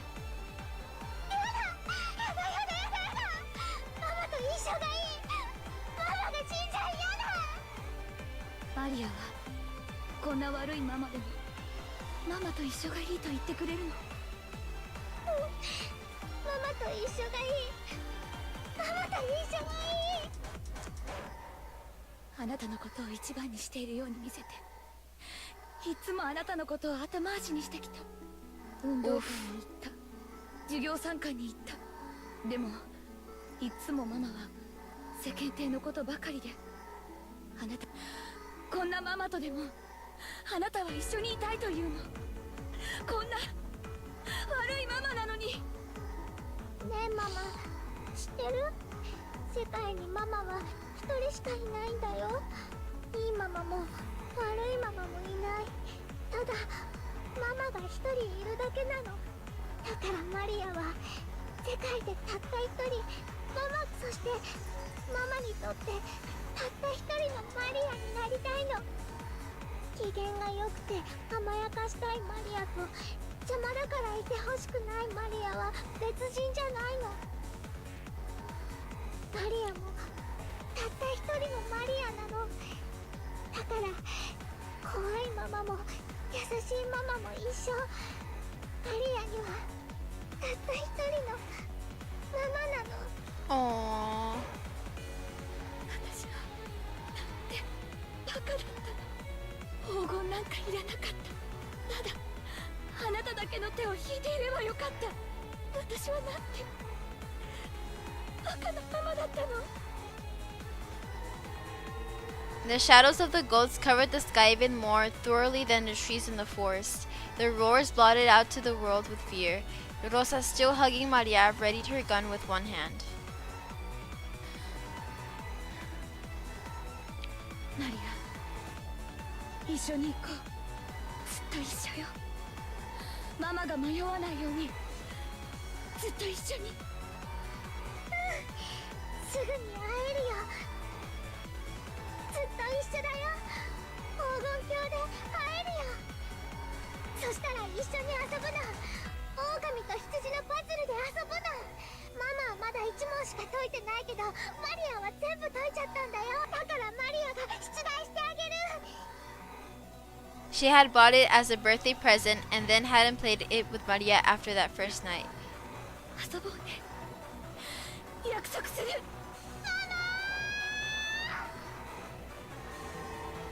Those eyes, sparkling like red-hot lava, looked like just a group of fireflies.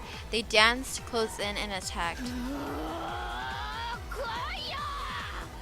マリアが込めてくれた銃弾を食らいたいやつから前へ出ろよ。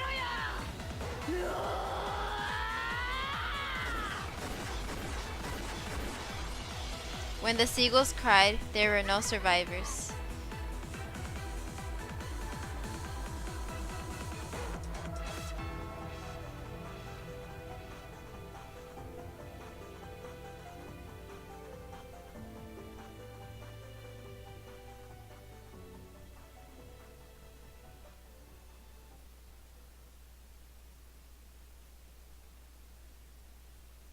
Man.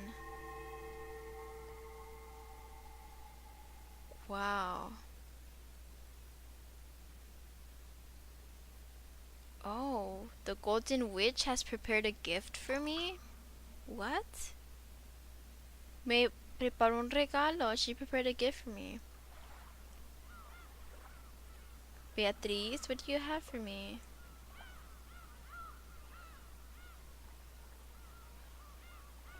Interesting.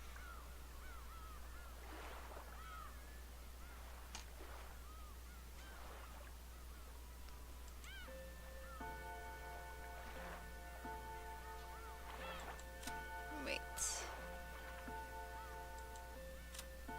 Oh.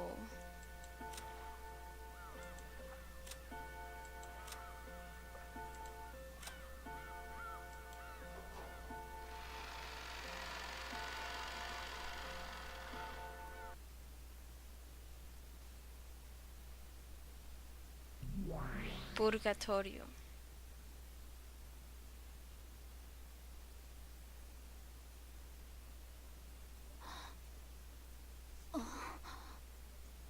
Rosa awoke from her doze. It must have been a very deep sleep.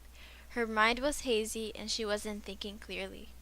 Where is this? It felt like some mansion, but it didn't seem to be Ushiromiya Mansion. She could see a room that looked like a parlor, and there was some tea that had been prepared. It had probably been made for her.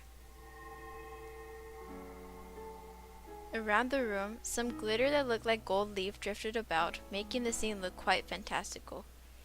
When she eventually realized they were gold butterflies, it further strengthened that impression. There was someone across from her. A woman. A lady. It was a portrait switch. She seemed to be having a one-sided conversation. She was probably talking to Rosa, but Rosa, whose mind was clouded by a deep fog, didn't have a clue that what was being said. 何でもよ。そなたが望むものがあるならば、そのすべてを与えよう。その強運への褒美と思うもよかろうし、わらわの求めに対する正当な対価と考えてもよい。そなたにとっては全く大したことではないかもしれない。しかしわらわにとってはそれだけ意味がある取引だということだ。What is she talking about? I don't know. I don't know. ただ、せっかくわらわは魔女なのだから、魔女にしか叶えられない願いを求めるのがせっかくの機会ではないか。この黄金のベアトリーチェから恩恵を得られるなど。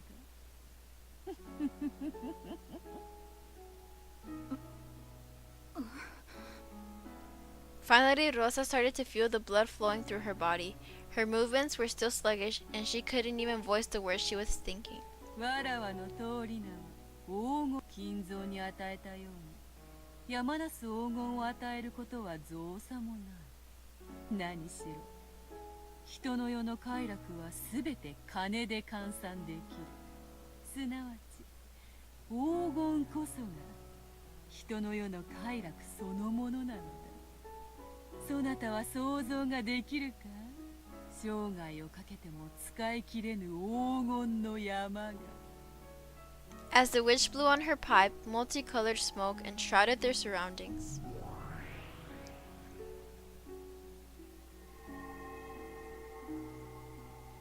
As she did this, the inside of the parlor was suddenly filled with stacks of gold ingots. It looked like a shining gold-colored wall.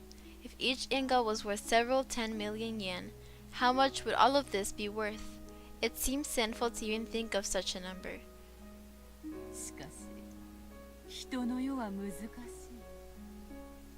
い。どれほど空高く積み上げた黄金であろうとも、満たされぬものがあることを知っている。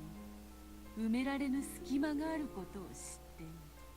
わらわはそれをないがしろにしないし、それこそが魔女であるわらわにしか与えられぬ褒美であると考えている。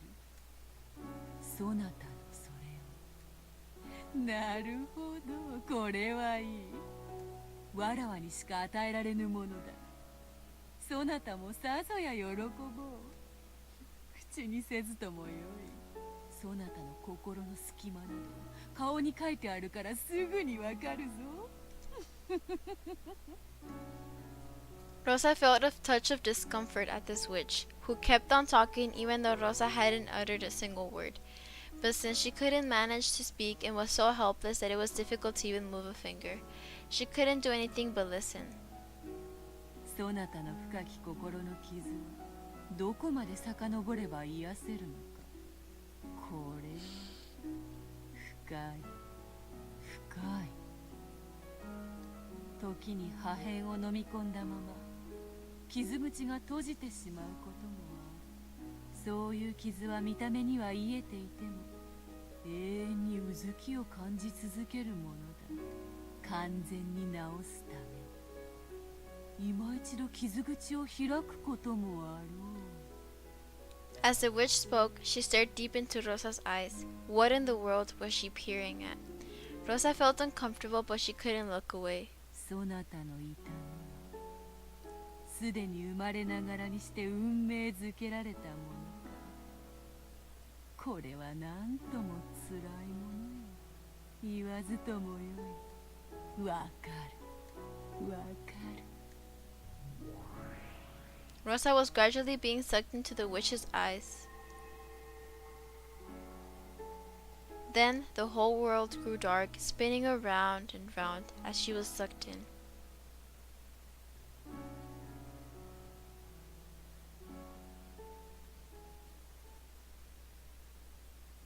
Rosa, Rosa, どうしてお前はそんなにバカなのか?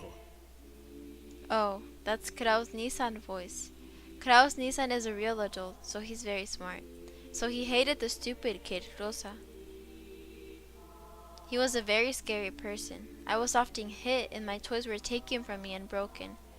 I was apparently being punished for something bad I'd done, but I never really understood what it was or why I was being punished. I was always punished suddenly and then later told what the punishment was for in a forced manner. But it was always something I didn't remember doing. So I really hated Kraus Nissan.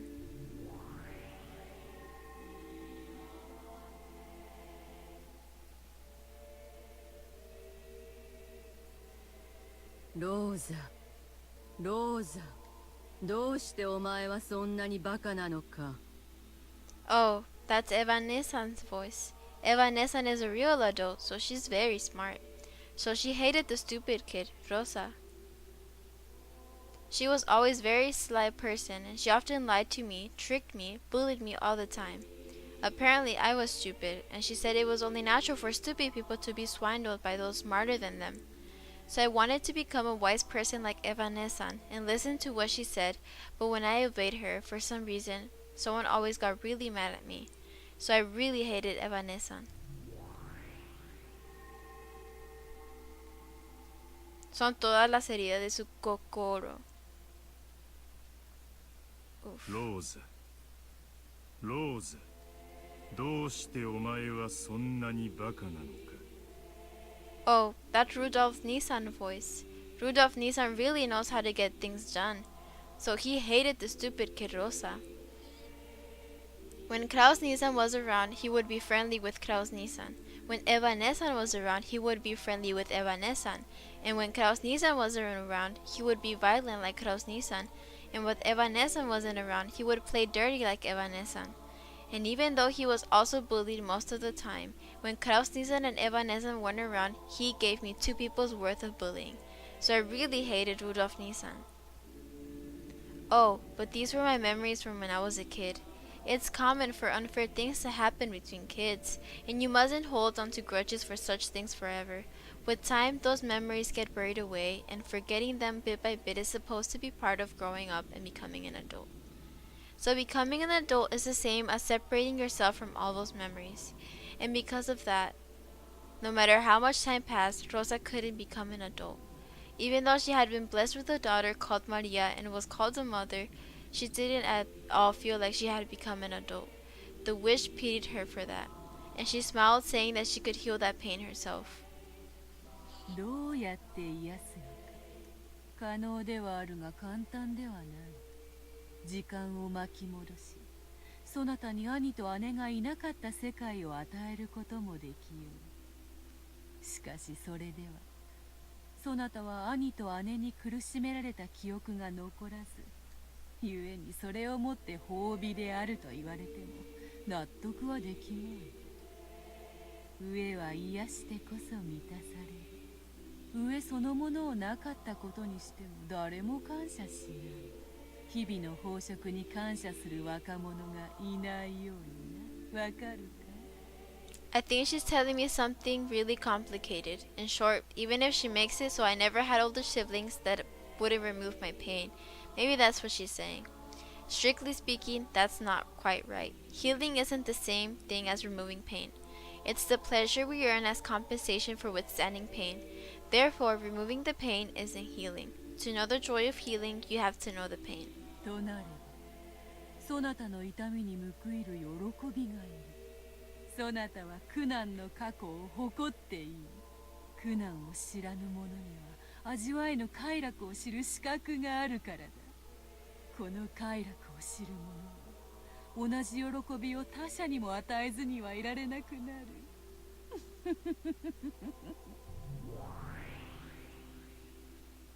When the witch snapped her fingers, even though the room was still filled with a mountain of gold and had already lost all resemblance of reality, a fabulous tablecloth appeared on top of the table, and a wonderful meal was laid out, almost as though it was the opening of a banquet in a castle from some fairy tale. For an instant, Rosa truly did feel a pleasurable surprise at how fabulous it was, but at the same time she felt a bit of an anticlimax. After all, she didn't think being bullied by her siblings could be wiped away by just one meal, no matter how delicious. 食は人の快楽の多くを占める。生涯生き続ける限り、豚のように一食で足りなければいくらでも。その心の痛みが癒えるまで美食の宴を続けようではないか。始めろ、家具ども。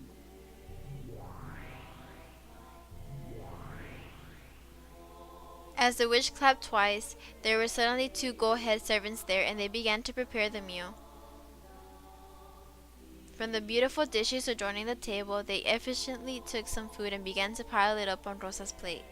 It really did look delicious, but Rosa's body still felt as heavy as lead, and there was no way she'd be able to eat. Maybe they also understood that. The gold-head servants tied a napkin around Rosa's collar and gallantly brought a glass of before-dinner alcohol to her mouth, tilting it for her. She remembered an old servant who had once carried rice porridge to her mouth when she was laid up with a high fever. She couldn't drink it well, and it dripped down from her mouth, but she felt the fragrant sweetness spread throughout her mouth. ドイツ産の寄付ワインにあやかった甘きアペリティフよ。白ワインを赤きゴールデンドロップで染めたワインか名付けるならばブラッディ・クラウスか。Uy. Hold up. Le está dando la sangre de Kraus. そなたの兄を圧搾機にかけて絞り出した血のゴールデンドロップだけで染めてある。Rosa coughed violently, and the bright reds that stained her face made it look as though she had coughed up blood. そなたは紅茶に詳しかろうから意味がわかろう。ゴールデンドロップとは最後の一滴のことだ。紅茶で最も貴重な一滴と言われている。そして血のゴールデンドロップも同じ。人間から絞り出せる血液の貴重なる最後の一滴。あれにて絞る。As the witch snapped her fingers, a bright red veil that had been set up before something large was removed. The soul of a massive machine there was just like a coffin for a large-sized person with many large bulb-like things stuck to it, and it looked like a sinister torture device. But its unnerving shape, she could tell that with the human strength it could be used to tighten and compress something. And it seemed that there was still some squeezed dregs remaining, because of the bright red remains that stained it. しかしゴールデンドロップは一度に一滴しか取れんの。どんな人間からも一滴以上は取れぬというわけだ。しかしわらわは魔女。人をよみがえらせることもまたたやすい。When the witch snapped her fingers, the human compressor suddenly began to shake. No, she could also hear a groan.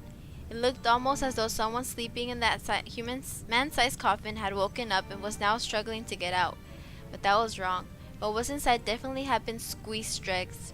Using her magic, the witch had once again revived the squeezed dregs to how they'd been before they were squeezed. 3 gold-head servants with muscular physiques approached the compressor and forcefully started tightening the large bulb. As they did, an unearthly moan came from the inside the coffin. Rosa thought she knew the owner of that voice.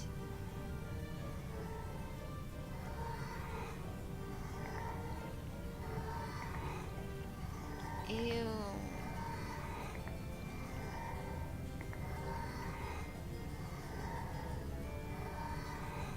料理は料理場でがふさわしい。もう十分だ。下がれ。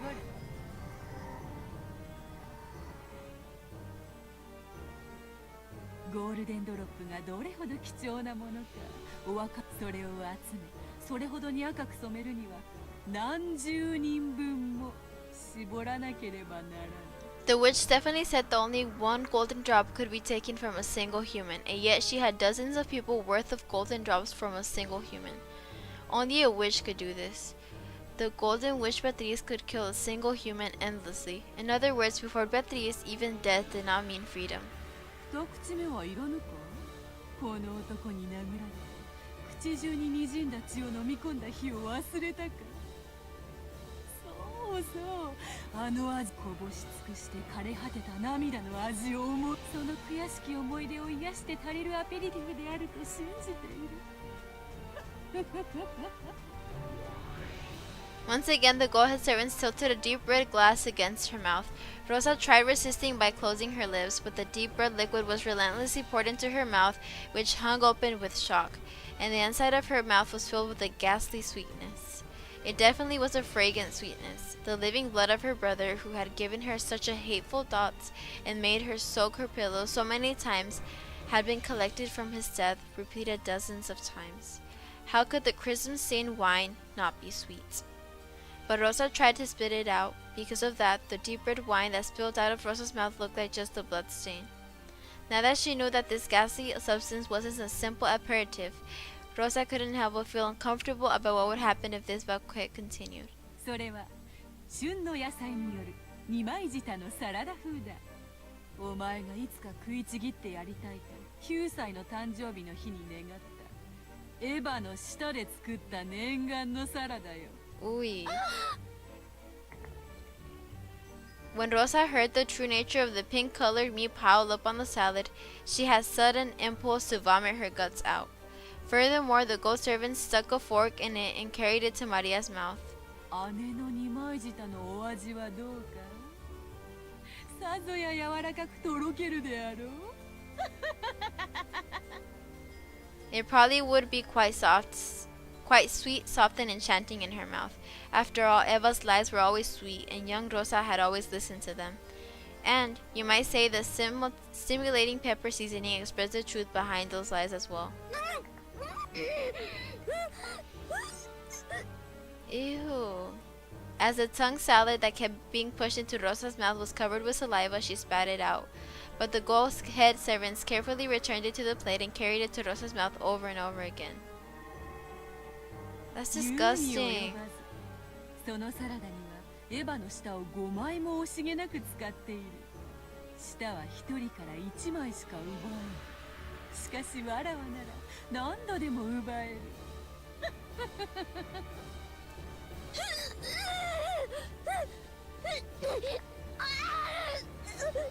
And Rosa's tears dripped down. She resisted frantically. However, the only way she could resist was by refusing to swallow. Even if she didn't swallow it, the taste of the French dressing increasingly fermented Rosa's mouth. お気に召さぬか？まだまだ料理は続くぞ。ルドルフの顔の皮で包んだ続きのパイ。Ew! 脳みそを茹でたスープに肝臓のフォアグラ。デザートにも期待せよ。兄弟だけではないぞ。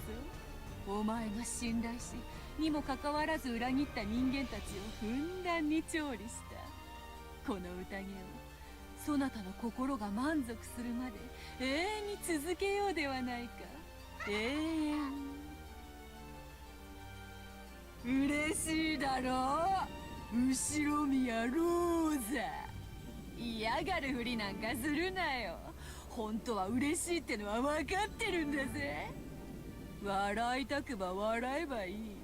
ムカつく兄貴や姉貴の悲鳴の生演奏がないとご機嫌になれないってんならいくらでも聞かせてやる。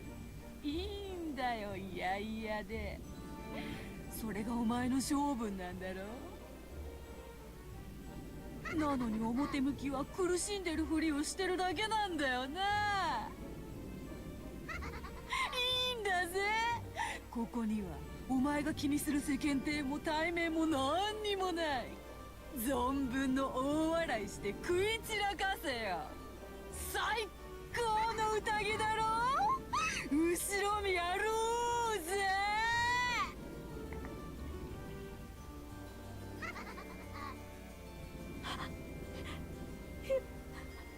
もうやめて。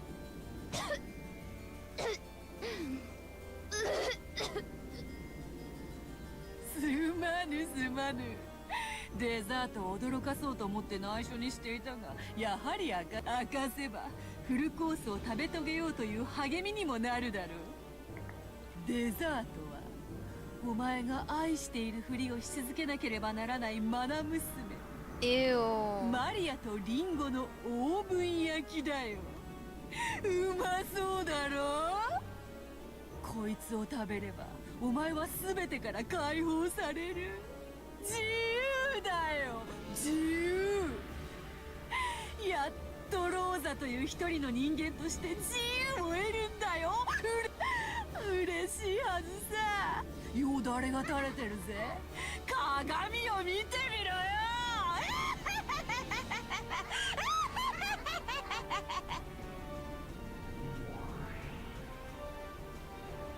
Suddenly, a muscular goat cook was holding Maria under his arm, and Maria gazed at Rosa with a face that was only slightly sad. ママ、マリアのこと邪魔だった？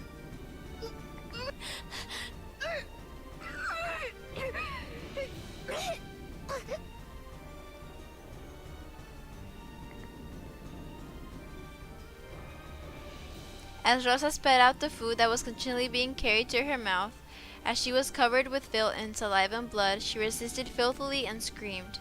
ママがマリアのこと邪魔なら、マリア食べられても平気。だってマリアはいつもママにひどいことばかり。ママが男の人を連れてくる時も静かにできなかった。ママが男の人とお泊まりしてくる時、寂しくて暴れてお部屋を台無しにした。勝手に探しに行って迷子になって警察のお世話になってママに恥をかかせた。何日も帰ってこなくて泣いちゃって近所の人に慰めてもらってママに恥をかかせた。こんなマリアだからママの迷惑になってる。生まれてきてごめんなさい。だからマリアはママのために美味しいリンゴのオーブン焼きになるの。そしたらママに初めてマリアがいてよかったって思ってもらえるかな。マリアを食べて美味しかったって思ってもらえるかな。美味しいよね。感類にむせべよ。娘がここまで行ってるぜ。マナ娘とリンゴのオーブン焼きなんて最高のデザート。これだけ美味しい食材に育てられるなんて、あんた最高の母親だぜ。後宮ルーゼ。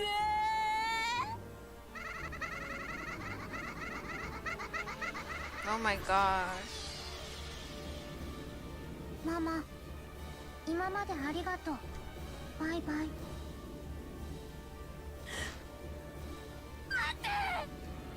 待ってマリア、違うの。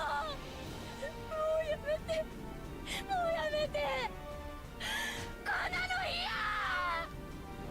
私はこんなこと望んでない。もうやめて、もう許して。いややめて。口に入れないで。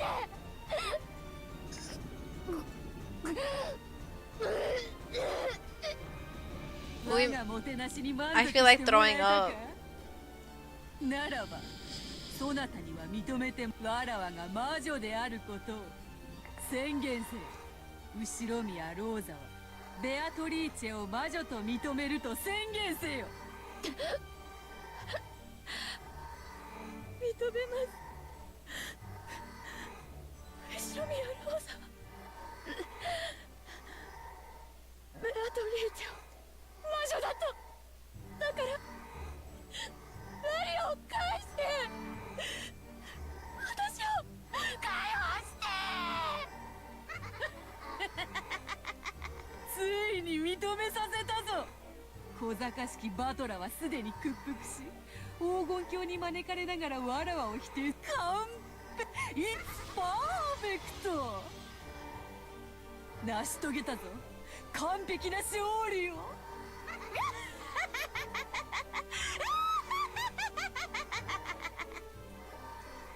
さあマリアを連れて行け。ローザに美味なオーブン焼きを振る舞ってやれ。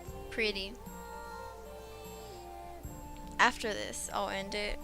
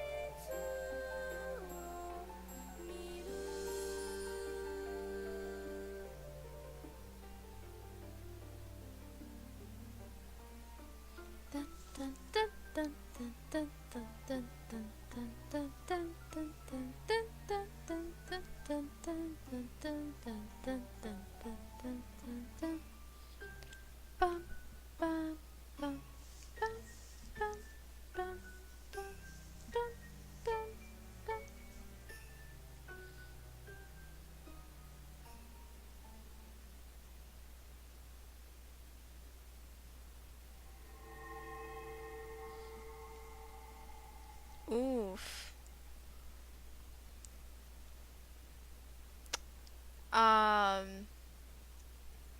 There's like, so after you complete each episode, there's a tea party that involves the people that survived the last Twilight, and then after that there's these question marks that have a tea party of those who are not human.